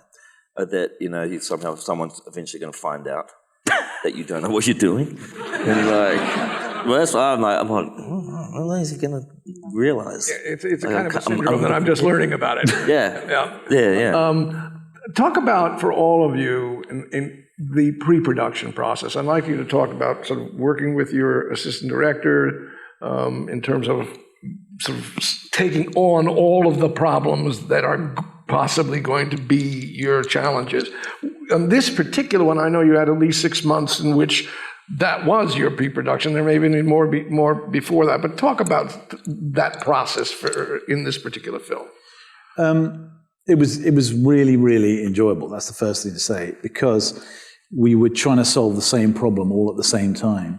I mean, we didn't have particularly, it sounds ridiculous. Like we had the actors rehearsing for 6 months. Well, we didn't rehearse just with them for 6 months. They were simply part of what we all know is a decent, lengthy pre-production period. And the fact that actors are not normally part of that, it never really struck me until so strongly as with this movie, because we couldn't do anything until they started speaking. Because everything we did was based around rhythm and the length of time it would take to make the journey. So we couldn't start digging a trench until we'd walked the scene on an empty field. So we started literally with an empty field with 2 actors with their scripts. And we marked out the trench sides with poles. And every time we got to a scene or a left fork or a right fork, we marked it with a different color pole, and another scene and another scene. I had 2 of the younger actors playing all the other roles. So there were 4 actors for 6 months. And that goes, so, it wasn't until we'd walked out the trenches that we started digging them. We dug over a mile of trenches, and it worked in layers, one after the other. And that went for no man's land and fields and farmhouses and woods and orchards. We couldn't start anything until we had walked it with the actors. And when you were walking with the actors, because there's times when they're silent, there's times, Yeah. because they're not all talking and then arriving. No. How did you all work that out so that you finally said, okay, we're going to start here, and then we turn left? That was just instinct. That comes from, you see, as a theatre director, I am not unused to trying to establish rhythm and tempo of an evening without cutting. I am used to handling silence as well as dialogue, and to try to reach for an understanding of how long that tension can be retained without speech. And that's what I was trying to do all the time with this movie. For me, the most difficult scenes are people, you talk about the bigger set pieces. Actually, the most difficult scenes by far were the scenes in which they were just walking and not speaking. The first scene of the movie gave me the most sleepless nights, because I wanted to feel, it's the only time in the movie before they get given their mission, effectively, that I just wanted them to be, to talk about things that they might talk about, to not talk when they didn't feel like talking, to read a letter, to to sort of idly talk about what's in the letter, maybe what's for supper, and through the cracks of that little conversation, gradually reveal the details of who they were and how long they'd been there and the differences between the two men. But I didn't want it to be expositional. I didn't want it to be on the nose. So those were the scenes that it took real courage for me to say to Dean, who was playing Blake at the beginning, okay, you got a letter, just read the letter. And he kept saying, but it's taking too long, isn't it taking too long? I said, no, just take the time it takes to actually read the letter, put it in, fold it up, put it back in your pocket, and say what's in the letter. And those are the things that took the courage for me. What then happened was that watching them and being with them all that time, I was able to very gently direct them. First of all, I watched them a lot, watched the way they were with each other, the way they were physically. They became friends off camera, which was very helpful to me. And I was able to just let it cook a little bit rather than come at them with, specific directions early. And also watch the way that they were naturally in the land, in the landscape, and the way they moved. And of course, we had the operator there with us the whole time, often different operators, different rigs, and Roger Deakins. And we were a little small unit, just walking through fields, and then gradually it emerged out of that. And if you think about the sequence that you showed at the beginning here, that did start with me and a script running across an empty backlot at Shepperton and saying, I think he's going to throw himself down here.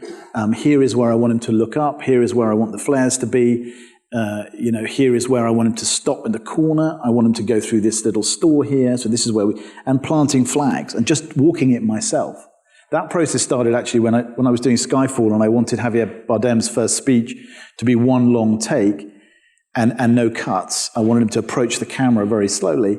So I started just reading the speech, me and my script supervisor, trying to judge the length of time and the speed at which he'd be walking. And then we constructed the set around the speech.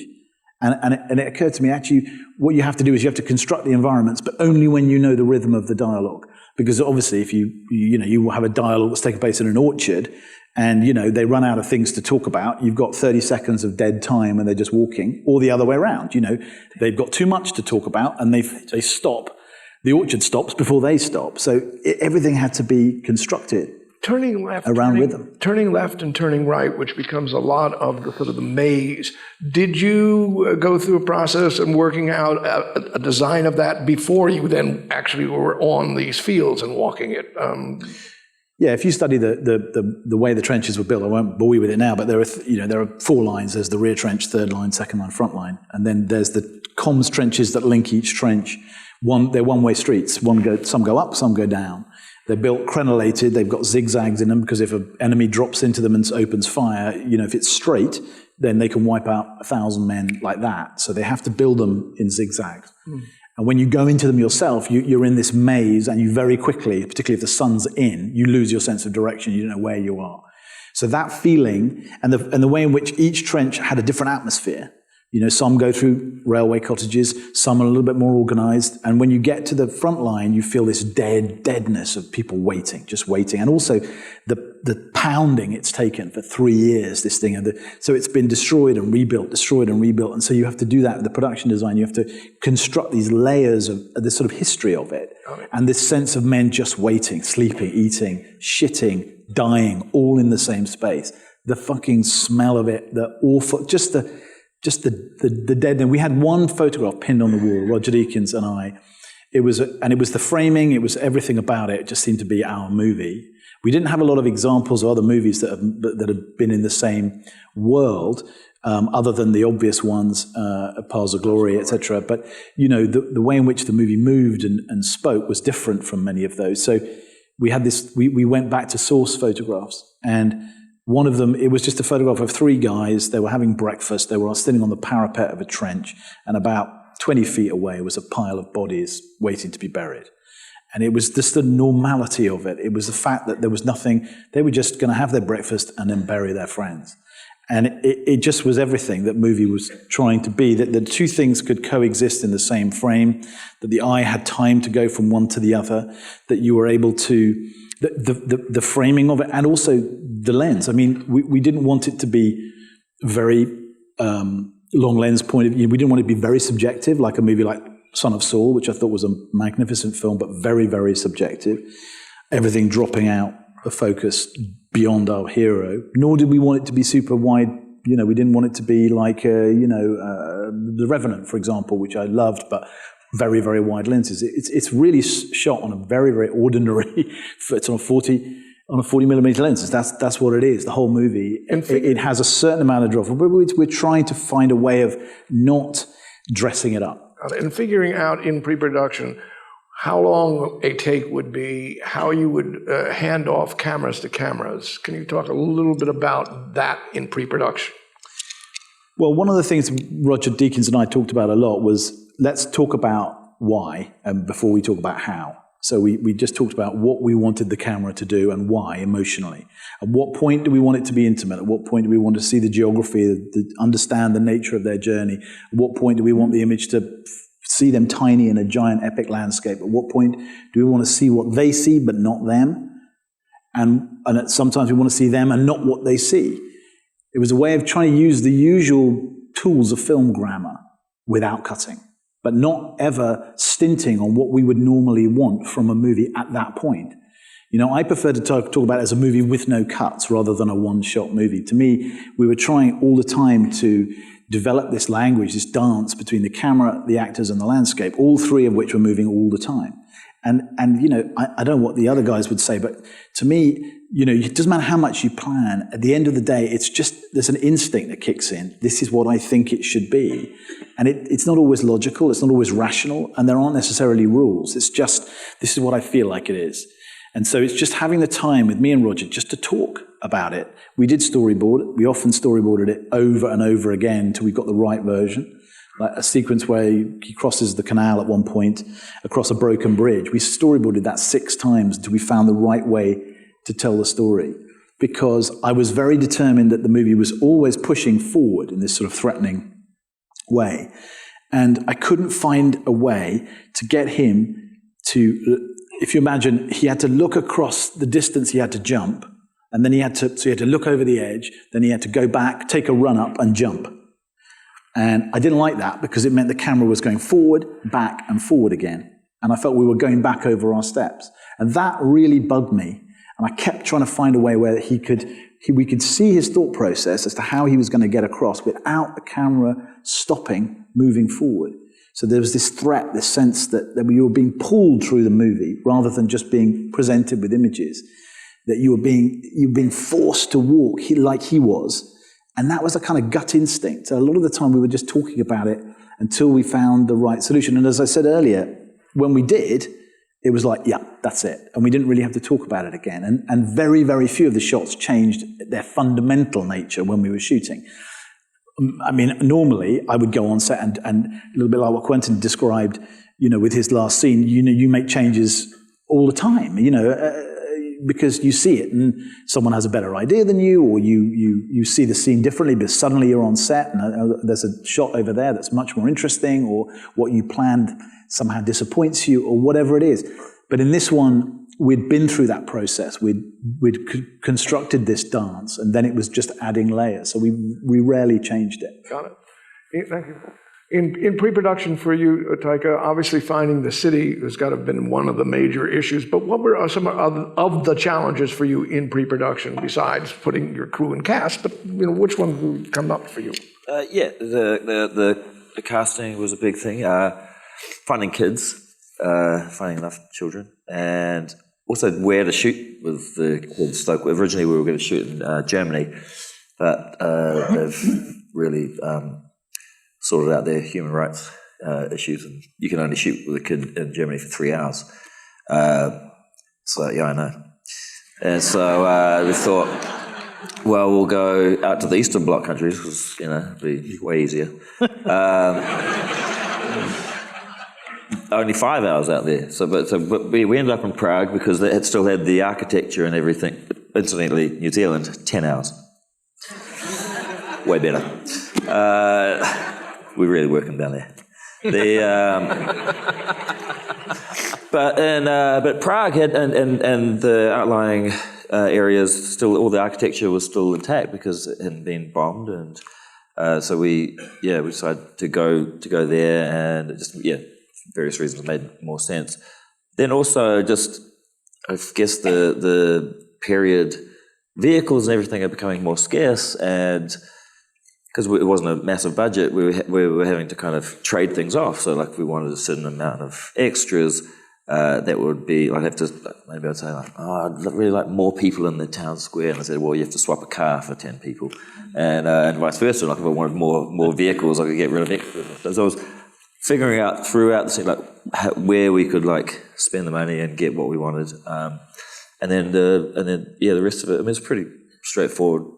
Pre-production, I did a lot of rehearsals with the kids. In creating the destroyed city, can you talk about in pre-production how that evolved?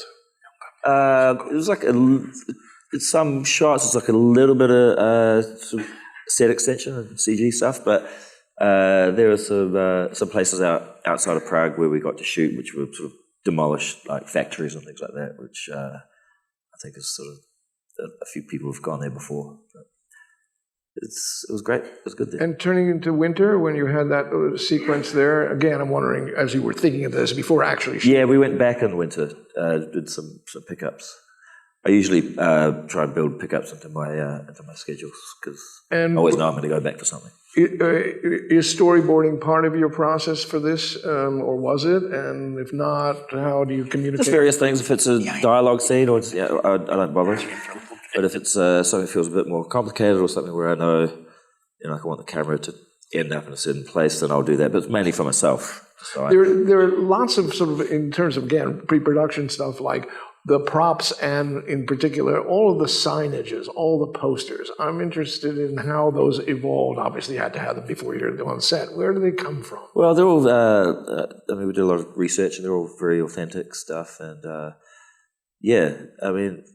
I mean, that was sort of the uncomfortable thing as well, is putting all that stuff back up in these places. Like the main square where they have the gallows and stuff is a square where Hitler did one of his rallies and stuff. And so we'd put these big banners up, and you really get the feeling people were, they're back. And it was a real, like, it wasn't, because it's already like the sort of, and we shot in Barrendorf Studios, which was built by the Nazis for their propaganda films. And so even that has this sort of like strange, heavy residue around it, hanging over it. So you're in there in these stages where they shot all these films. And outside of Babelsberg, Prague is probably the next big place to go and shoot these films. And so at any given point, walking down the hallways of the studios, you'd see these other Nazi soldiers walking towards you. Those are our Nazis? No, there's someone else's Nazis. There's because there's different productions going on, and you don't know who's, where the soldiers belong to which production and stuff. And so everyone's like looking at them, they've got a cannon. Where'd they get that cannon from? We want to get one. Let me ask you a question, because I've shot at Babelsberg. Who had Goebbels' office? Oh, I don't know. I hope it wasn't me. Goebbels' office. Our production manager had Goebbels' office. Maybe appropriate if you think about it. In designing the home where they live, which I think has 2 floors besides the hidden space, talk about how that evolved in pre-production before you actually, obviously built it. Answer that. They will.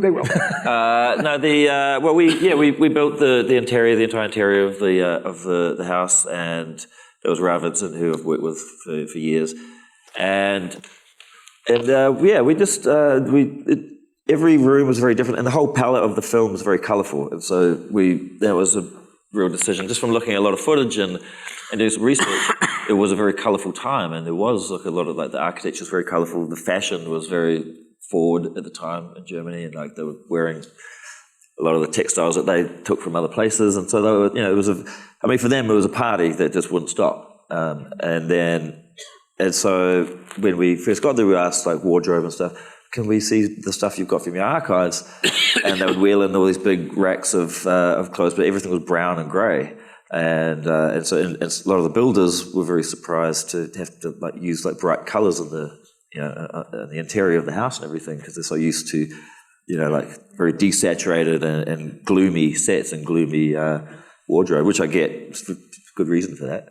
But for us, we wanted it to just feel a little brighter, not because there were jokes in the film, just because it was authentic and actually, and also like the idea that because I mean there's a great book you should read called Blitzed, which is about the drug industry in Nazi Germany, and basically the entire country was high on meth for the entire time and partying, and when they knew that the Russians were coming and everyone, the war was, then that it was all over for them, they went even crazier and partied even harder, just knowing that they were going to look glamorous and go out in style and off their faces. By the way, the headboard of the bed in the house is a pretty remarkable headboard. I assume that someone of your production designer or props people said, "Do you like this? Do you want this? Do you remember this particular moment?" Because it stands out.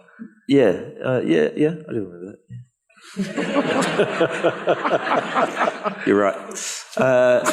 No, I mean all that stuff. I mean, I was like, some of it's creepy because they'd offer up things with like vintage, like Hitler Youth knives and like things and like the actual kits, the backpacks and all this, the kits that they would take to these camps, and part of me wanted to burn it, and the other part was like, we need these, and like, so it sort of felt conflicted.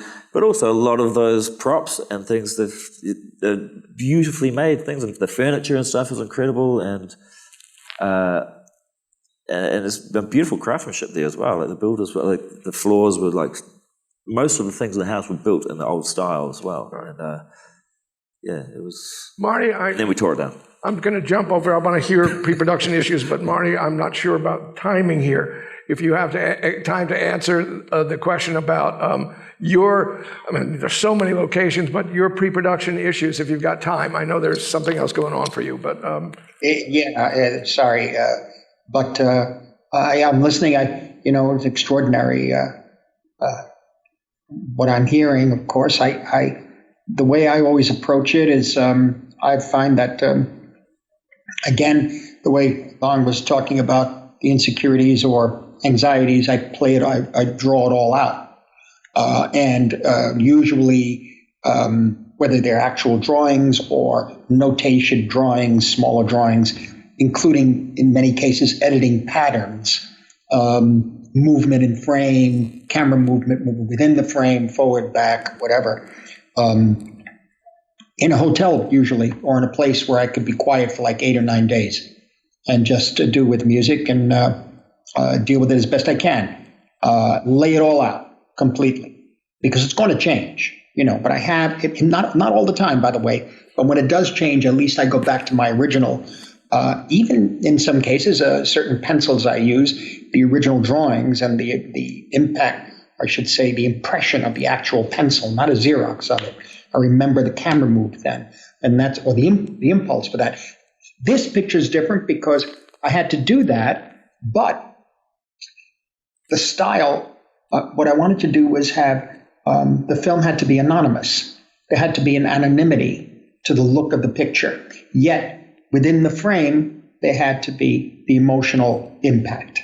And therefore, it was what not to do, what to take away, and ultimately when to do the last little brushstroke in a shot or a performance, so to speak.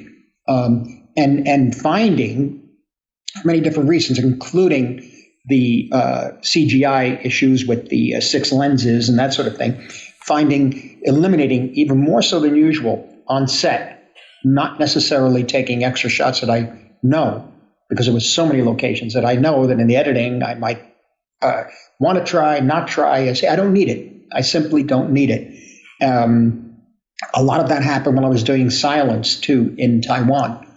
And so it was a matter really of having the strongest emotional impact within something that looks, car going by, shot of a restaurant, person sitting at a table.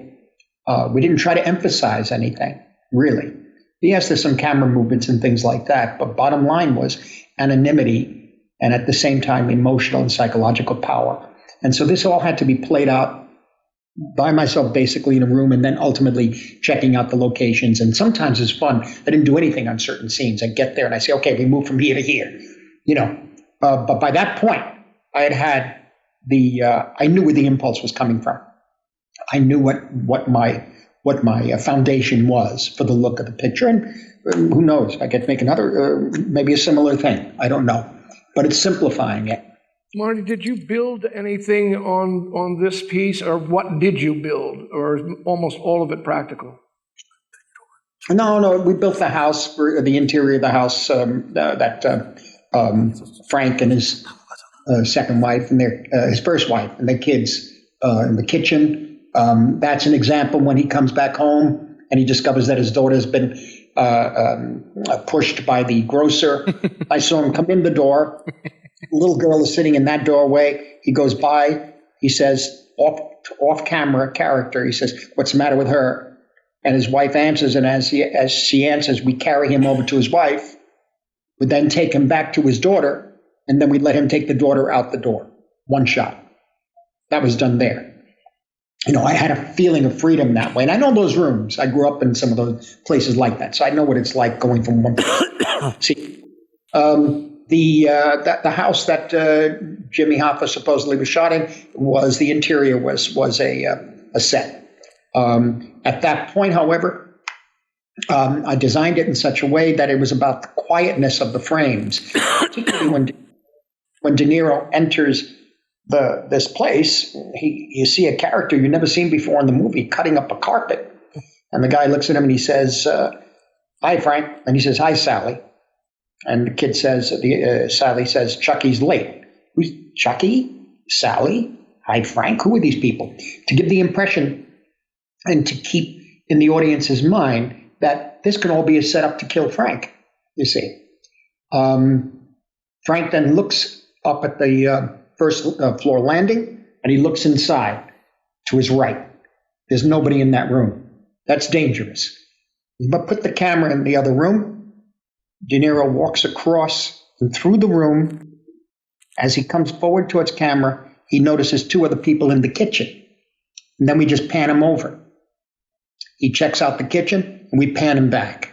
I was tempted to take a close-up of that. And when that happened, the nature of the body language, the sense of danger, the feeling of the creaking of the floor of the house, even though it was a set, this I knew was the essence of the film, you see.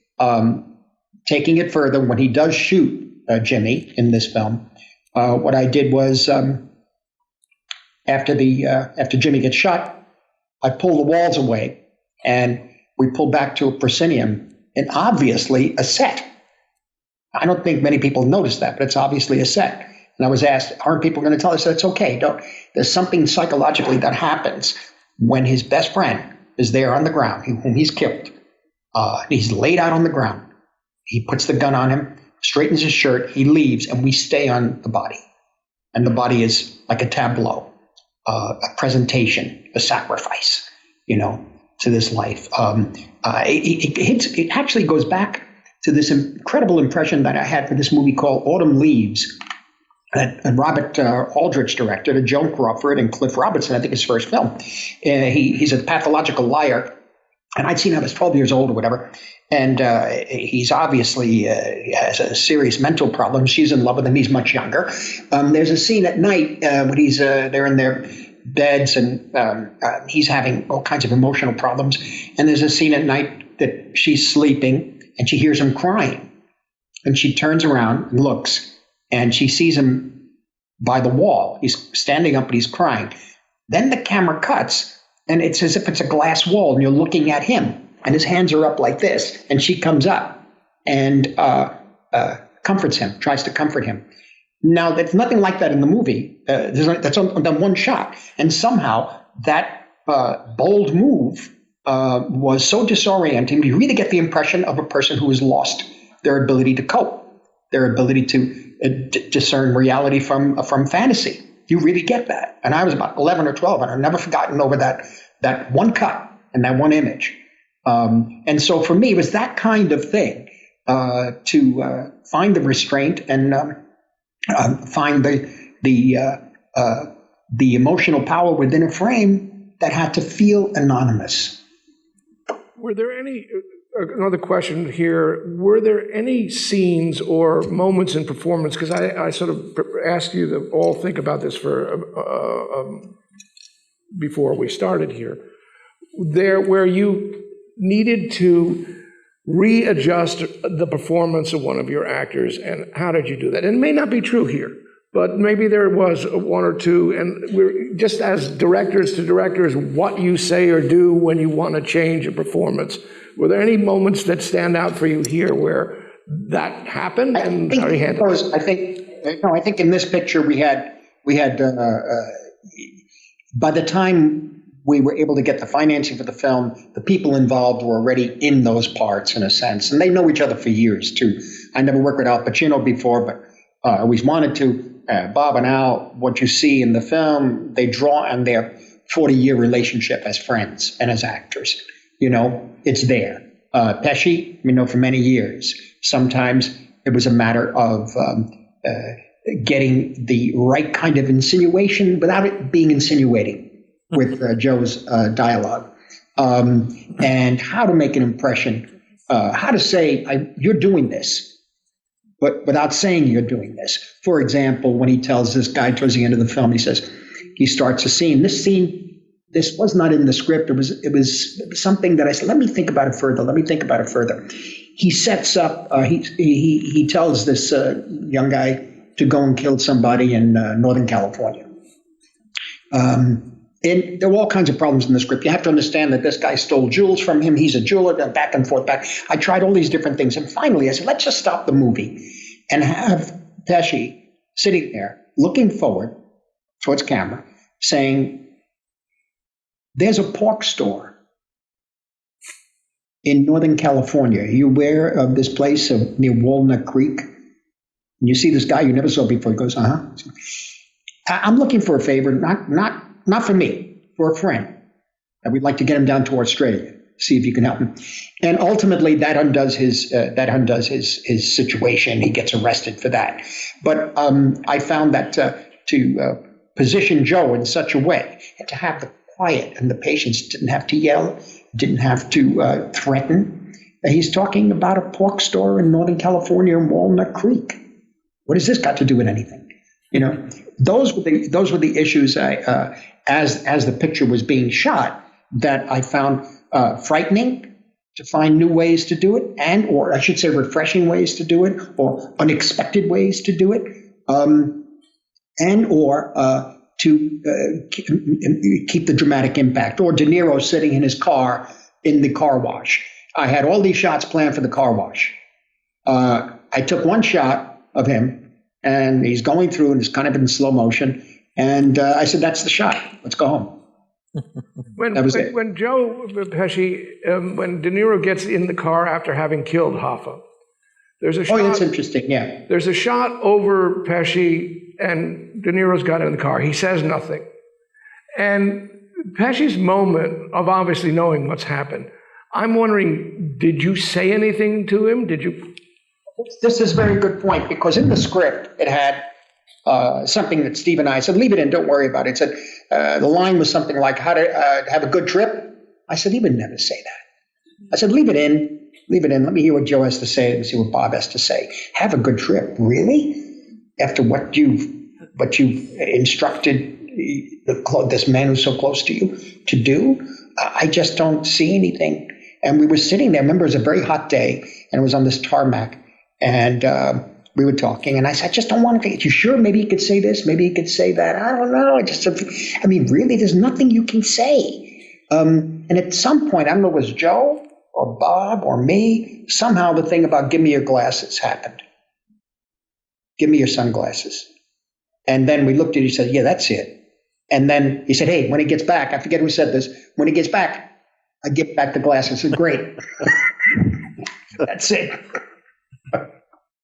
And so it became something like we all knew it had to happen. There had to be some kind of recognition of what was happening and what had been done. But it's by gesture rather than a line like, hey, did everything go okay? Did everything go okay? You don't say that. Yeah, thank you. Thank you. I don't know what your timing is, Marty, but I'm going to go off to, are you still with us? I do have to get back to the house. I got it. All right. We're going to thank you very much for the time. You guys are up here for a little longer. I'm sorry. But Marty, thank you so much.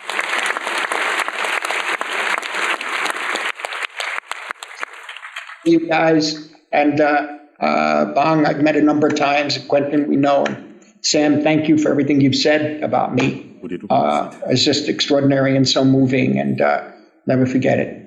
DGA, I mean, maybe we'll meet in a couple of weeks. I dare you. See, look at me in sunglasses. Thanks, Marty.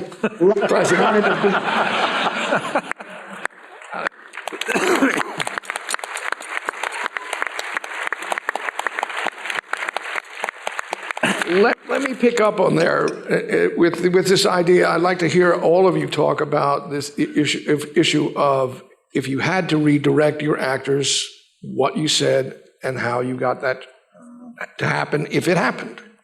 And Bong, why don't I start with you? 저도 뭐 매 테이크 사이사이마다 배우한테 가서 뭐 이러쿵저러쿵 소리를 최대한 안 하려고 하죠. 이미 뭐 훌륭한 배우들을 캐스팅한 상태라고 믿기 때문에.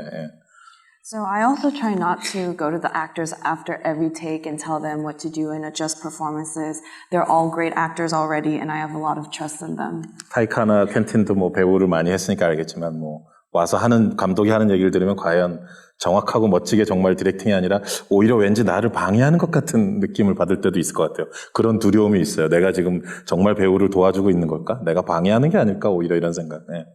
So Taika and Quentin, you guys have acted before, so you guys must know, sometimes when you hear the director's adjustments and their directions, it feels like they're interfering with your process. So I always have this fear that my directions and requests may not help them, but actually just interfere with them. 그래서 그냥 테이크를 몇 번 반복할 때가 많이 있어요.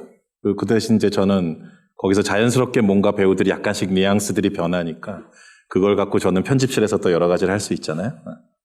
So what I try to do is just repeat takes, and the actors will naturally change the nuance of their performances in those multiple takes, and I take all of that to the editing room and experiment to it.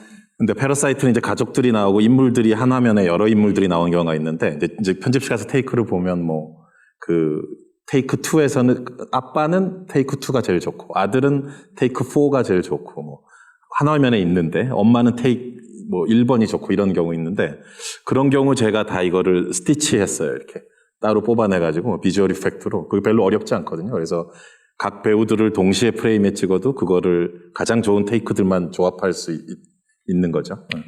But with Parasite, because you had so many characters, especially with the family scenes, they were all in one shot together. And oftentimes when you look at the take, with the father, his best take would be the second one. With the mother, it would be the first. And the son, it would be the fourth. So in the editing room, what I did was I cut them all out so that the performances would only be their best takes and stitched them together in one frame with visual effects. And that wasn't that difficult to do. There were a lot of that in this movie. 그러니까 영화에서는 모를 건데 이제 아마 그런 샷들이 꽤 있어요. 그러니까 사실은 서로 다른 두 개의 테이크를 하나의 프레임처럼 붙여놓은 거죠. 그러니까 사실은 테이크 두 개나 세 개가 섞여 있는 그런 샷들이 있어요. So it's impossible to tell when you're watching the film, but there are several shots where it's actually 2-3 takes in one frame that were stitched together later on. That's a new way of directing actors for some of us. Did you? The only brand new thing I've heard here. Really? If you had rehearsal time, how did you use it? 리허설을 저나 배우들이나 리허설을 별로 안 좋아하는 타입이라 일단 빨리 일을 저지르고 최소한의 어떤 물리적인 리허설, 카메라가 이렇게 무빙하고 뭐 블로킹 라인이 이렇게 되는 것들만 빨리 한 다음에 되도록 빨리 지금 이게 리허설 같은데 왠지 카메라를 돌려버리는 경우가 많고요. 그럴 때 약간의 톱니바퀴가 안 맞거나 어색한 느낌 같은 게 화면에 고스란히 담겼을 때 오히려 더 뭔가 리얼한 느낌이 날 때가 있어요. It's very hard to translate. Sorry. So all the actors and I don't really like to rehearse. So our process was just to move as fast as possible. We would do the simple physical rehearsals of coordinating camera movements and the blocking, but we would pretty much just shoot right away. Oftentimes it would feel like a rehearsal with the camera rolling.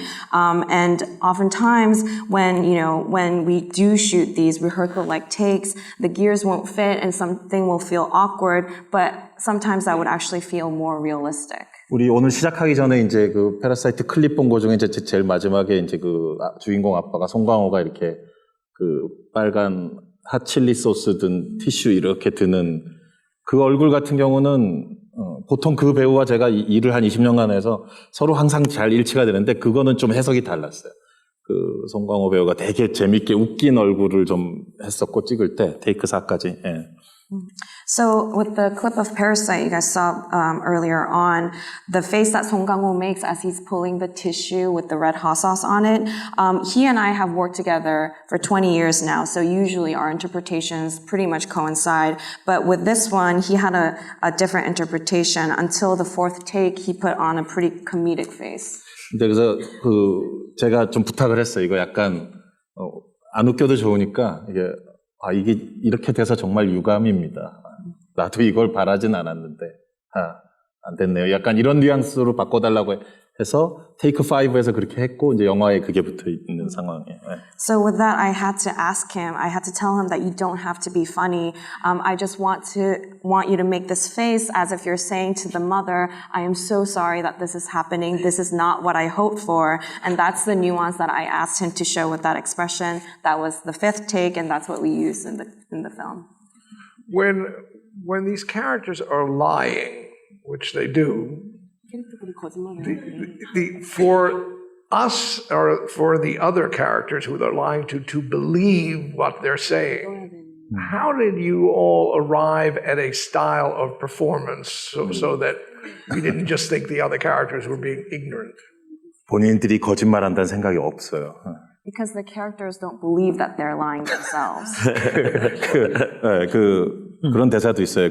저 딸을 보면서 전현 저거 사기를 쳤어도 대성할 년인데 라고 하는 엄마가 대사가 있어요. 그러니까 사실 사기를 치고 있는 거거든요. 근데 그 말을 하는 걸 보면 이들이 그러니까 죄의식이 없어요. 자기들이 나쁜 짓을 하고 있다는 생각 자체가 없는 사람들이에요. So there's actually a line where the Kim mother points out the daughter and talks about how she would have become a great con artist, which means, but they're actually pulling a con job at that moment, but they're not even aware that they're doing it. They have no sense of guilt, and they don't really think that they're doing something bad here. 그 아들내미가 전 이게 사기라고 생각 안 해요. 저 내년에 이 대학 갈 거거든요. 라고 할 때 보면 정말 그렇게 믿고 있어요. 저도 그렇게 부탁했고 배우도 그 사실을 믿고 있어요. 내년에 이 대학을 가겠구나. And also when the son, pulls up the fake diploma and says, "This is not fraud, I'm really going to that university next year," that character actually believes that. And that's what I requested for the actor, that he will actually go to this university the year after. In the scene that we saw where the son is directing the father, does he direct that way sometimes? 어떤 저 자신의 모습을 보는 것 같아서 좀 쪽팔릴 때가 있어요. Sometimes it's embarrassing because I'm looking at myself. Will you actually say the lines for your actor every now and then? 그렇게 그 애처럼 그렇게 하진 않죠. 근데 대신 약간 애둘러서 말하고 뭐라고 해야 되나? 약간 항상 좋았다고 해요, 일단. 와, 너무 멋졌다. 테이크가 최고다. 근데 뭔가 한번 다른 느낌으로 해볼까? 나빴다거나 NG라는 얘기는 절대 안 하는 것 같아요. So I'm not as intense as that son was. I tend to be more, say it in a more roundabout way. I usually always start with, "That was great, that was the best take, but let's just try something a little different." That's my approach. All right, one more question for you in this process. Sex scenes, like violence scenes, are oftentimes a challenge for any director and actors. How did you handle that sex scene? 특히 이제 기생충 같은 경우는 이제 그 소파 위에서 이제 부부들의 부부의 일상적인 순간 그러니까 근데 사실 거기서는 섹스 그 자체보다는 그 소파 위에서 사랑 나누는데 바로 이 테이블 밑에 이들이 숨어 있잖아요. 그 상황 자체가 더 중요했기 때문에.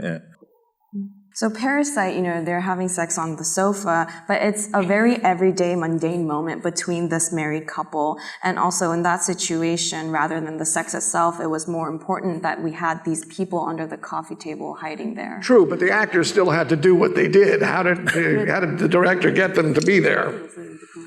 아니 원래 거기 보면 약간 이상한 대사가 있어요. 시계 방향 뭐 이런 대사가 있는데. 예. So there's that strange line of clockwise in that scene, if you guys remember. 그래서 이 클락와이즈인데 그게 원래 스크립트에 없던 건데 그거를 스토리보드에 넣었는데 다행히 그 여배우를 포함해서 배우들이 너무 좋아하더라고요. 그래서 배우들이 더 적극적으로 이렇게 해주니까 감독 입장에서는 고맙죠. 그러니까 뭔가 뭐 그들은 뭔가 하기 싫어하고 주저하는데 내가 뭔가를 더 이렇게 프로모트 하려면 좀 미안하기도 하고 그러는데 오히려 배우들이 더 전투적이고 적극적이니까 고맙더라고요. So that line was actually not in the script. I added it in my storyboarding process, and thankfully all the actors loved it. They were actually more enthusiastic about it than I was. So I was very grateful because I didn't want to push anything that they were hesitant about, but they were so aggressive with just making sure to get that scene right. Got it. Thank you. Quentin, you have some amazing performances. I must say the scene in the trailer, I think, is just... I just think it's total magic. Oh, wow, thanks. And your choice, by the way, and what I'm fascinated with, it's the jump cuts that are there, whether that was thought about beforehand, afterhand, but I am really interested in your issue of redirecting performances, if and when and how. Well, it's interesting because I heard this question and I was like, look, I've just been lucky the last, for a while now. I've been working with, I think, some of the best actors in the world. All right, so if I wanted to be more comedic or more stronger or quieter or anything like that, I would just tell them. I don't have to just tell them. I would just I would just tell them. But I'm interested in that those words that you just used are kind of result words, but do you feel that that's enough because they're that talented that they don't have to be given another kind of, like if you say, I want this more comedic, that's enough? Well, I know what you want me to say, but it's just so specific to every particular moment. No, I love it. No. You want me to get in more detail, but in the abstract, not talking about this scene versus another scene, not talking about that actor versus another actor. It's hard to web span about it. I hear you. So it's like, look, I think it's part of a director's job to be a little metaphoric as you talk about things. Look, you can also say, I want it quicker, I want it, make it more of a joke, or you're not selling my joke. You can definitely say things like that. It's always more fun, I think, for both the actor and for the director to be a little metaphoric, so you're not on the money about it. But I think it's really only when you're stuck working with a bad actor or sometimes an amateur that you have to resort to kind of trickery or you play a little game to try to get your response. But with a professional actor, you just tell them. In terms of that particular scene, let's deal with it for a second. Well, okay. Well, in that scene, that was kind of an interesting thing because it was that kind of developed where initially it wasn't going to be a situation where Leo was going to screw up the scene or he was going to mess up the dialogue, but Leo really wanted to do that. And so then I wrote a version where that happens, and then he does it. And then once he did it, once we had that big take where he gets out of the chair and woo, you're an outlaw, Rick, okay, that's going to be in the fucking movie. All right, so now that's what we're doing. And I knew that we had to have a corresponding sequence in the trailer. And so I went to Leo and I go, well, look, here's the deal. Here's what I want. Here's what I think we need to do. We need to have you go into the trailer and have a freak out. And I don't want to write it. I think it has to be improvised. I'll give you a whole bunch of subjects for you to be freaking out about. But we'll come up with this, we'll take our little trailer set and then I'll put a camera. I'll never change the angle. I'll just do it with jump cuts. Just think about Travis Bickle's sequence in his apartment for a Taxi Driver. So you won't have to worry about matching anything. You just go off and have, we'll do 3 tirades and we'll just run the camera until the footage runs out, until the mag runs out. And so I gave him subjects to focus on, that he could focus on. And it was just let it rip. All right. And then after a certain point, if he was going too much on a subject, I'd throw another subject out at him. And he'd go off on that. And we just ran it until the camera rolled out. So it's like, so maybe he's talking about his drinking, maybe he's making fun of himself for his stammer, then I think, and he's getting mad, then I throw, okay, James Stacey. Yeah, and that fucking James Stacey, man. He couldn't be a wrangler on on my show. He would be outlaw number 4 on my show. And he's just sitting there. He thinks he's so fucking smart. And okay, and now that little girl, she's such a little, she thinks she's so smart. All right, just whether she's so smug, she's gonna be out of work in 3 years and never going to work again. And then I was just, but then that actually started becoming fun. He would literally just turn on a dime, not knowing that it never had to be all together, that it would just be the best bits put together. That little actress has an amazing line about acting that you have, which is what acting is avoiding impediments. Yeah. Where did that one come from, if you remember? No, it's the absolute truth. Actually, there was this really funny moment we had. One of my favorite days on the whole production, and even before the production, but this whole experience was our script reading. And we had a pretty all-star script reading, all right? And I always really like the script reading anyway. That's almost like, it's like the first cut of the movie as far as I'm concerned. And if you don't show up at the script reading, you might not have a part, all right, the next day.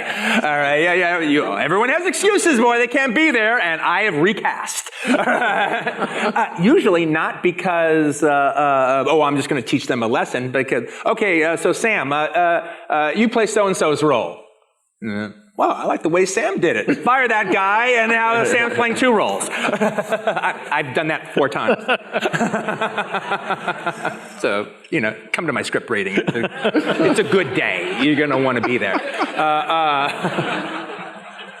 But we had we had an intermission, and my things are so long. We had an intermission, and literally, Luke Perry and Timothy Oliphant were going around, and they're like laughing about the little girl's like acting speech, and then like Timothy goes, and you know what? She's right about everything she says. We become professionals and like, okay, what this and that, but I mean, she's 100% right about everything, and none of us here follow none of us at that table follow all of that information. Were there any times where you felt you needed to rework a performance? Are you there for any of them?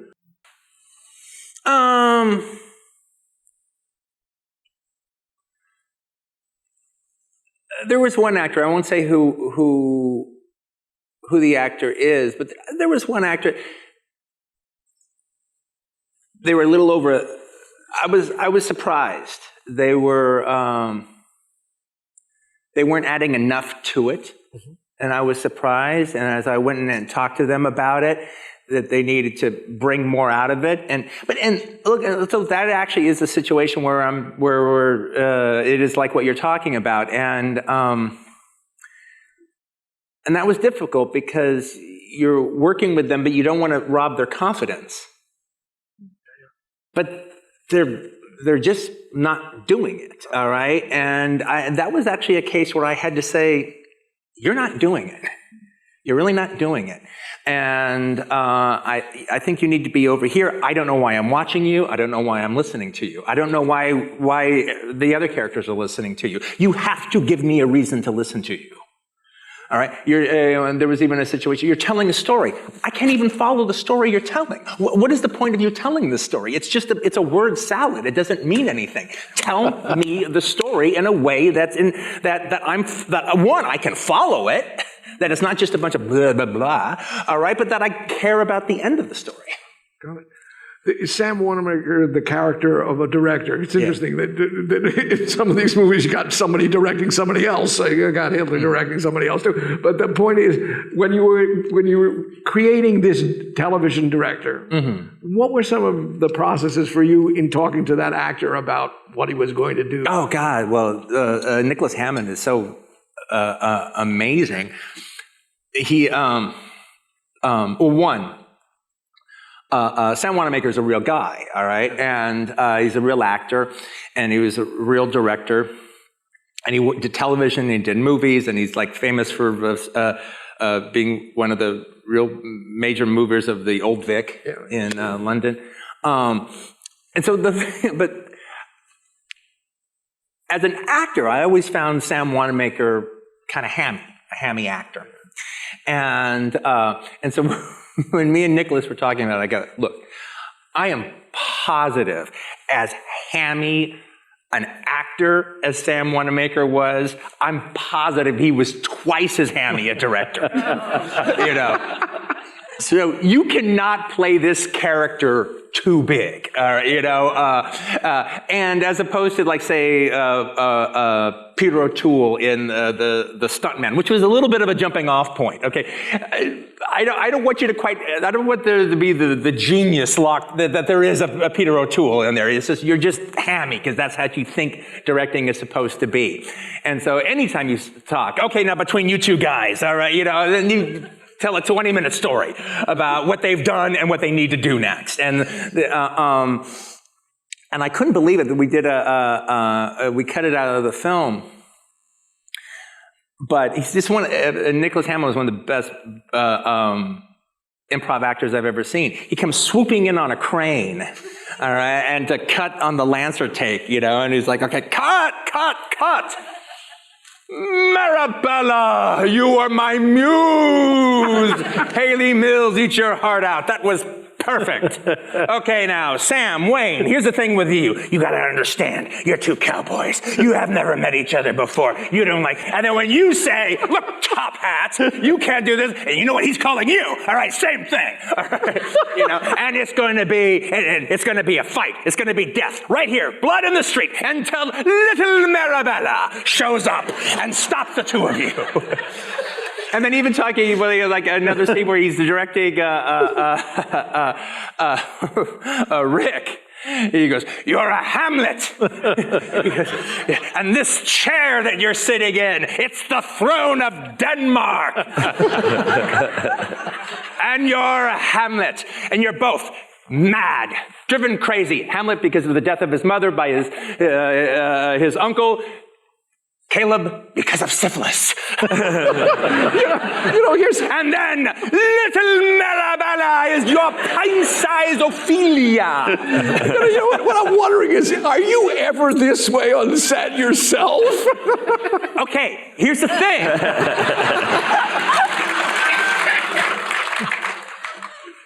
After Nick would do that, after Nick would play Sam, you had to direct like that. It was like the funniest thing to just give complete license to your inner British hack, right? Just have him come out. And then just every direction was so flowery. Kate, walk with me, talk with me. Great. Yes, it's true, some directors are actors. And speaking of some directors as actors, Taika, that's you. I'm going to shift in terms of performance change. If there were issues that you did have where you needed to redirect a performance, but I'm going to ask one very specific scene. When the boy discovers the mother hanging, it's an incredibly powerful scene. It's Spoiler. kind of beautifully staged. It's true, you fell asleep doing it. Oh, shit, I have no reason to see it. That's the end to Heroes. Can you talk, I don't know whether you did have to redirect some of your actors during this process, and if that language was there and what you did, and specifically in that particular scene, how you created it. Well, that scene was always meant to be like that. The reveal That's for me. Reveal was always going to be just the feet, and that's where we sort of seeded the shoes in earlier. And with Roman, he knew that was coming up, and so he was, I guess, preparing for it over the couple of weeks before, and he became pretty apparent that he was able to get quite emotional, and he's very sensitive. So, I mean, it's always doing stuff like that, especially with a kid. I was always a bit sort of like, I don't know, if he's not going to do anything, if he's just like, he's not going to take it seriously, well, how am I going to, I just didn't want to say, pretend it's your mother, anything like it's, to try and manipulate people that way feels false as well. So, but I was just very lucky in that we didn't have to revisit it, and he did it. And but in terms of adjusting actors, I try not to go in and talk to them very much in between. Like if I do another take, I will just leave them to it, and unless there's something really wrong, I'll go in. But if I want something changed, I'll try, and I'll go up and talk to the cameraman. And say, "Oh, you fucked that up. Oh, sorry, we're gonna do it again." And then go and just hope for a few takes that they're going to do something different. And then eventually, I was like, well, now I've got to talk to an actor. And I go up and I go and then what I usually do, I go, I just you just want to, you got to sort of, just you know what I mean. And then and also I'm a notorious mumbler. So people, it's like now, everyone knows how bad I am. It's like, I always love talking. I know it's great. It's a dream, but I saw that. Look, it's like that. And then I thought this because he's doing this. So, but you got it. Just do it. Good. We got it. And then they'll just be bamboozled and what the fuck I was talking about. And then eventually I'll try everything. Just fast as possible. Just as an option. I don't like getting into the big long discussions about characters and stuff. I feel like that's their job beforehand. My main thing before I start work with anyone, I'll say, I don't want to see 10 takes of the same thing. I'd like something. If you're going to ask for 10 takes, do something different. Also, don't ask me for an improv take, unless you really think you're good at it. Because I don't. Still think actors often we do an improv take, which is just ring alarm bells for me, because usually, I only do improv if it's actually going to help the scene or move it on somewhere if there's a problem or something, or if you just want some more jokes now, that's something that they've come up with. Usually actors will say, okay, improv take, action, and they'll just say the first thing that comes into their head. Circle tables are cool. Doesn't help. Not funny. Pointless. Waste of time. So other people are good at it. Some people are not good at it. But it's just one of those things where I think people feel like... Also, by the way, every single person on the planet is improvising at any given second. So we're all improvising. We're all good at it. But it just turns out some of us shouldn't be doing it on camera. Sam, I want to talk about this redirecting, but I want to talk about one very specific scene, which is Blake's death, which Spoiled that as well now. I just think it's his performance and what you got, and also George's performance doing. Can you talk a little bit of how that evolved? Well, actually, I didn't, because of what I talked about before, I didn't have to direct the two boys, very much on the day at all, because we've been working so long, except in that one scene. And what I did with any of the interior scenes, like dugouts and rooms, tunnels, what have you, we rehearsed them on stage at Shepperton, and I built the walls out of piles of cardboard boxes so that I could move the walls easily to get the right shape for the scene. And then I would run it with the actors, and I'd bring Roger Deakins in and we'd look at it, and then we'd construct the set based on what we'd done. So And this was one scene where I did it just with me and the two boys and my script supervisor in a room at Shepperton. And they absolutely nailed it. And this was months before. And I found it really moving. And I said, okay, I don't want you to do that again until we're ready to shoot it. So I want you to learn the physical shape of the scene, when you pick him up, what you say when, your physical position when he's lying on your lap, all of those things. I want you to go through it, just the two of you. Do it in your hotel room, whatever. I don't want to be involved. I need to be involved in it. And then I want you to hold it until I think the camera's ready to capture it. And unlike a normal process where you just, you could do what Taika's talking about. Hey, just give me something different. Do this, do that. We can shift the ground the whole time. They had to do it in a single long take. It was 8 minutes. And it had to be coherent. And any little thing from camera could derail the scene. So we could have a beautiful take of Dean dying Blake dying in Schofield's arms. But then if the camera was in the wrong position for when Schofield takes the rings off his dead hand, the take was done. We had to start again. I mean, there was no way for me to cut into it at all, obviously. So for me, the job in that case was holding him back until I thought we were ready to capture exactly what he had to do.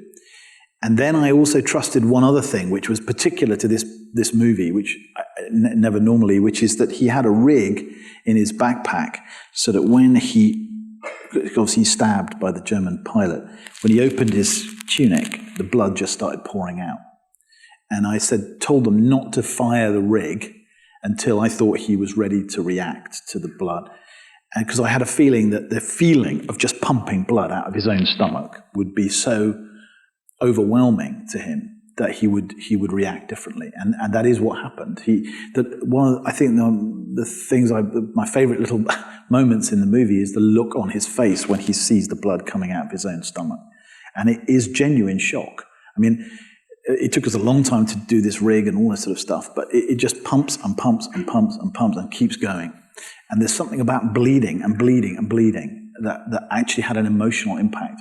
So in that case, it was unlike any scene I've shot. It wasn't like a stage scene because the camera was moving the whole time, but also because that rig would not have worked on stage. And it wasn't like a normal movie set because we weren't fragmenting the scene into its component parts. It was just one thing. And so I was encouraging him to sort of live it, really, as much as anything else. And the only things I remember saying on the day to George were, when he says, "Am I dying?" I think it's the one question you absolutely don't want to have to answer. But you will tell him the truth, but it's not easy. So take your time until you're ready to say, yes, I think you are. That, to me, is the act of a friend. There's a line about doctors, what constitutes a good doctor is they tell you the truth and they stay with you to the end.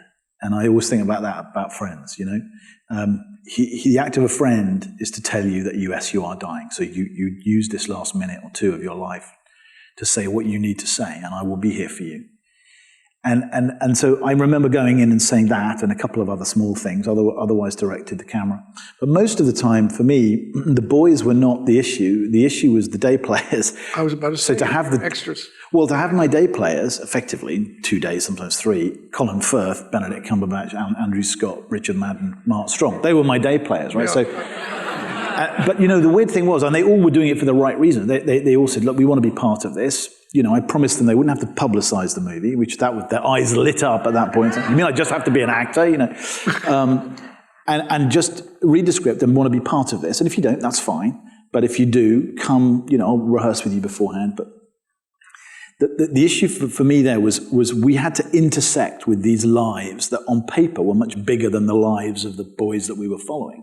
These were generals or colonels or lieutenants who had responsibilities way beyond what these two lads were doing. And I didn't want them to feel like, stars popping up and doing their bit and then we move on. I wanted to feel like their lives began and ended outside of the frame of the camera, and we were intersecting with lives that were we just saw a fragment. It was like little glimpse through the crack of a door of a life, and then we were through and past them.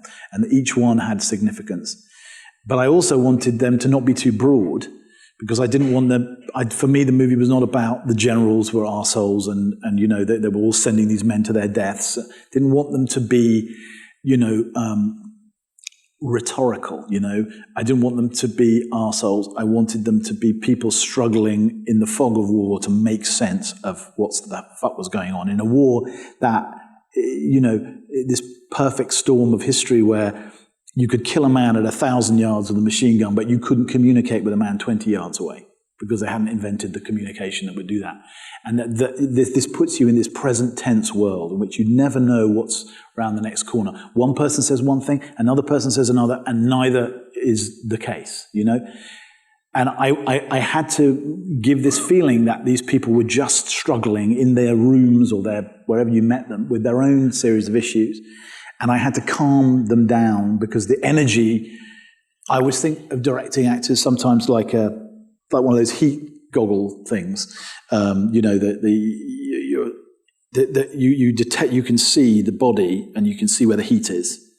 And I feel like sometimes on stage, the heat is in the wrong place. The heat's here, and the heat needs to be here. You need to be in your body, in your gut. You need to know where you are, who you are, what you need to do, and the heat drops in the body to the point where you feel them centered. And the problem with people coming in for short periods of time is the heat comes up here like this. Well, I'm acting, this is my bit, and you have to calm down. So I remember Benedict, it's very easy to misinterpret a speech like, he has a speech, he says, I've heard it all before. I'm not going to wait until fog, I'm not going to wait until dark. I'm not going to call my men back and send them out, only to send them out again tomorrow. And that came out to me as rhetoric in the first instance. I've heard it all before, that sort of thing. Right? And I said, no, it's not rhetoric. It's the truth. I've heard it all before.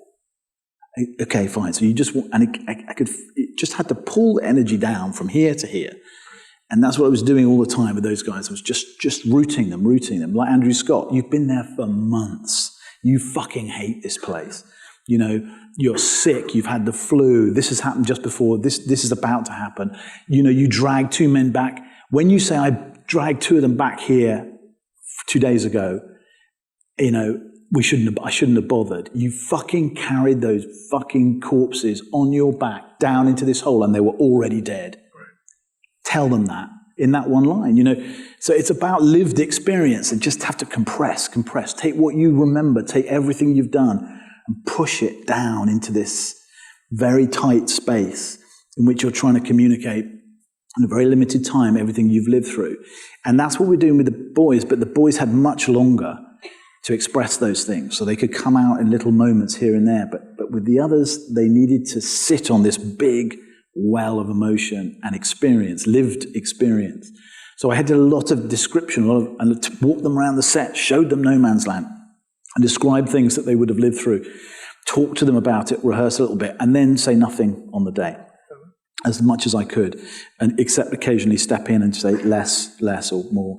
And you said that to Quentin, but is that result-oriented? And I don't think it is in a weird way. Sometimes you just need to say 25% less, or quicker, or in a way, it's the clearest thing. You don't want to be standing on set talking about their deeper motivations when you're in the middle of a friggin' scene and you've got, 2 hours to go and the light's going. They should know that already. And you do want to be talking just very, very simple terms. And so for me, that was the big job of this movie. But, normally shooting is a bit more experimental. You can try stuff out and you don't have to make the decisions. But on this one, I had to make the decisions as we were doing it. And so it was much more like theatre in that regard, because I had to say, that's it. Now hold that. But later in the scene, you need to do that you did 2 takes ago. And you need to, there was a bit of this, okay? Because I couldn't do that lovely thing that you have, and I couldn't do what Bong did, which is to splice up and, I did it once though. I did do it once where I put 2 takes together with a split screen. But yeah, it was unlike any other movie in that respect. Last question for all of you. Although I wish I could spend many days with you because there's so much to hear and share. But the last question for us. There you go. What did you learn? Don't worry about it, Taika. You'll have to stop. I finished them off, I think. What did you learn?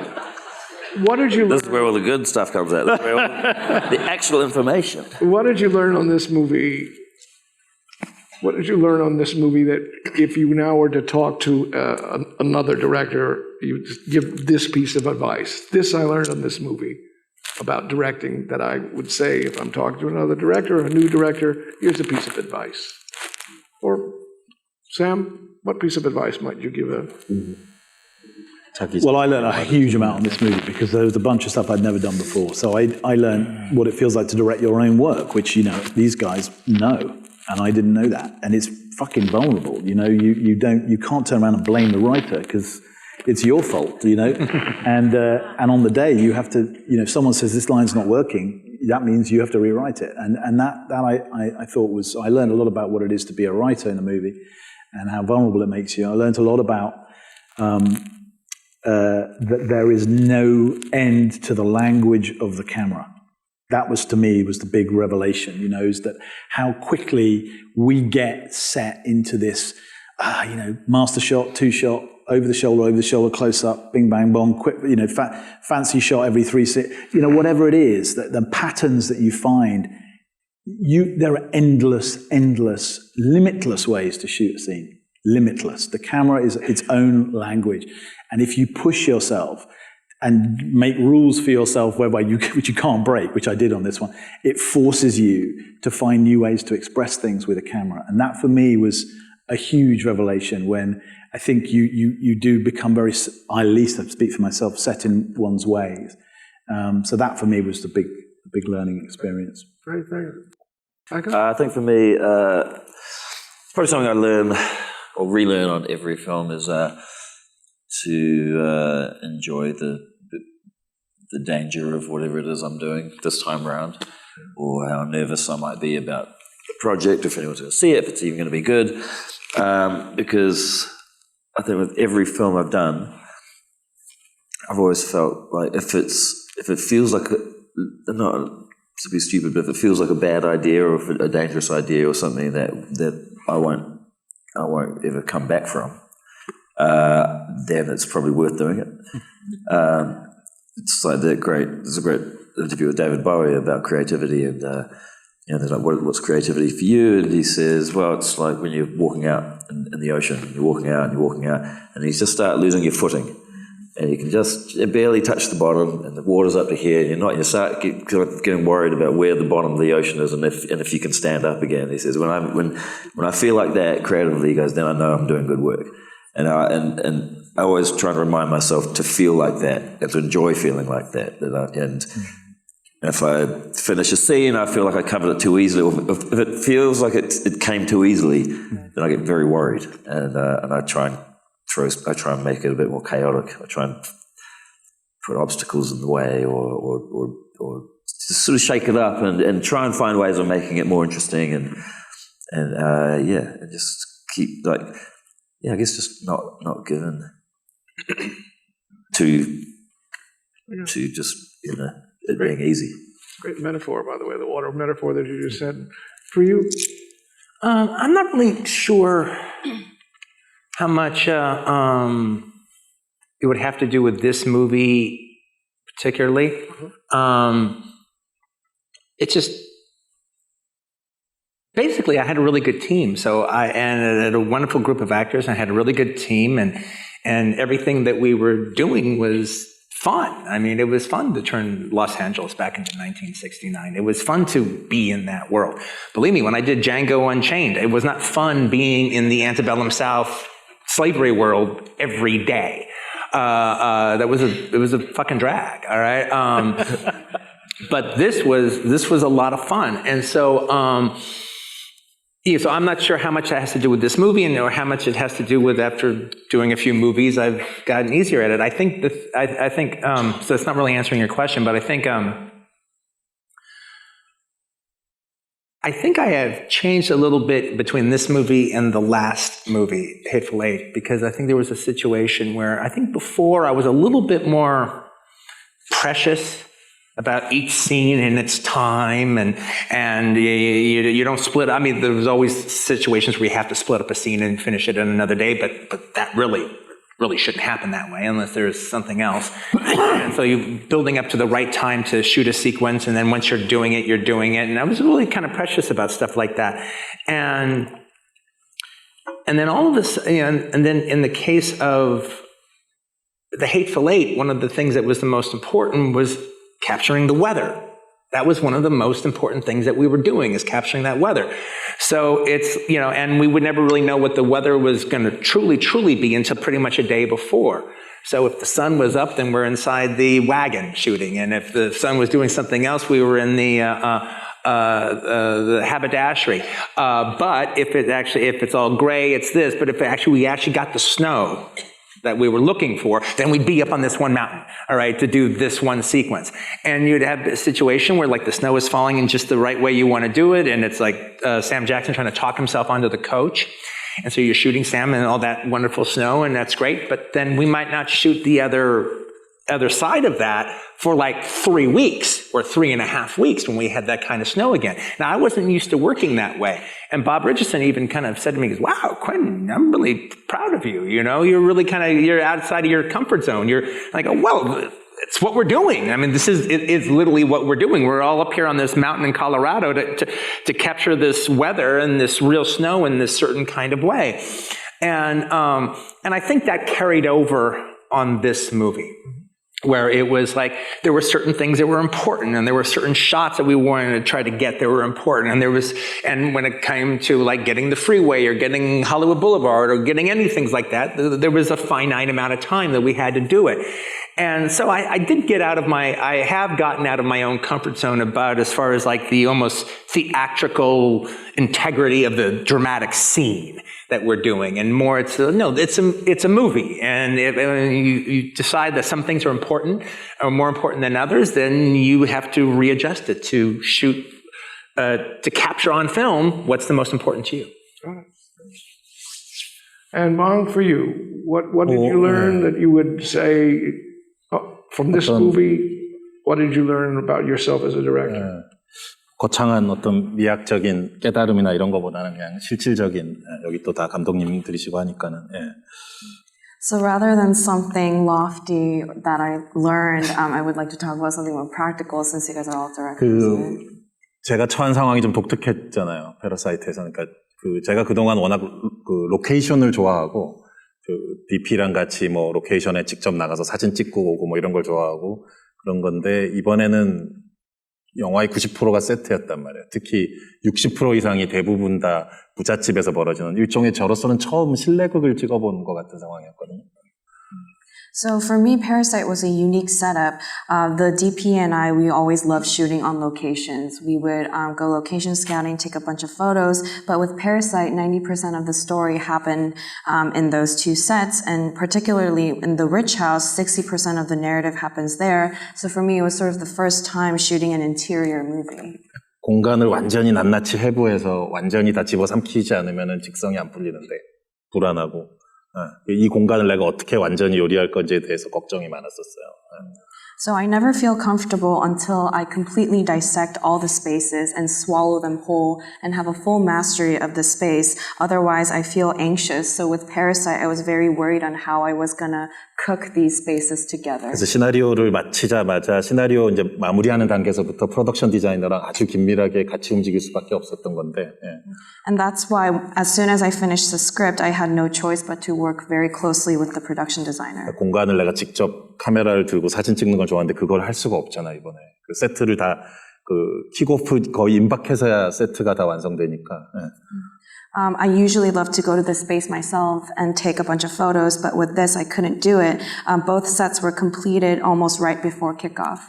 그래서 그 비주얼 이펙트 팀한테 부탁해서 그 버추얼하게 우리 미술 감독이 진행하고 있는 세트 디자인을 그대로 반영한 컴퓨터 그래픽으로 만든 그 버추얼 세트를 하나 만들어 달라고 했어요. 그래서 그 집안을 제가 컴퓨터 속에서 실제 돌아다닐 수 있어요. 렌즈도 선택할 수 있고, 그래서 모든 앵글을 내가 미리 다 시뮬레이션 해볼 수 있는 그런 상태에서 좀 준비를 했었거든요. So I asked the visual effects team to create a virtual model of the set that reflects the exact design that the production designer was working on. So through my computer and through this virtual model, I was able to roam around the space, choose various lenses, and simulate different angles. 그리고 또 하나의 도전은 이제 이 공간을 나 혼자 소화하는 게 아니라 관객들도 그 공간을 100% 3차원적으로 이해하게 만들어야 되거든요. 그러니까 And another challenge was it was necessary for the audience to also have full mastery and of three-dimensional geography of the space. Actually, first half of the movie is the process of infiltration, the family, one by one. 그 스토리텔링을 하는 것 같고 인물 소개하는 것 같지만 사실은 그 초반 1시간 동안에 그 집의 지오그래피를 관객이 완전히 다 학습할 수 있게끔 교육을 시켜야 되는 거거든요.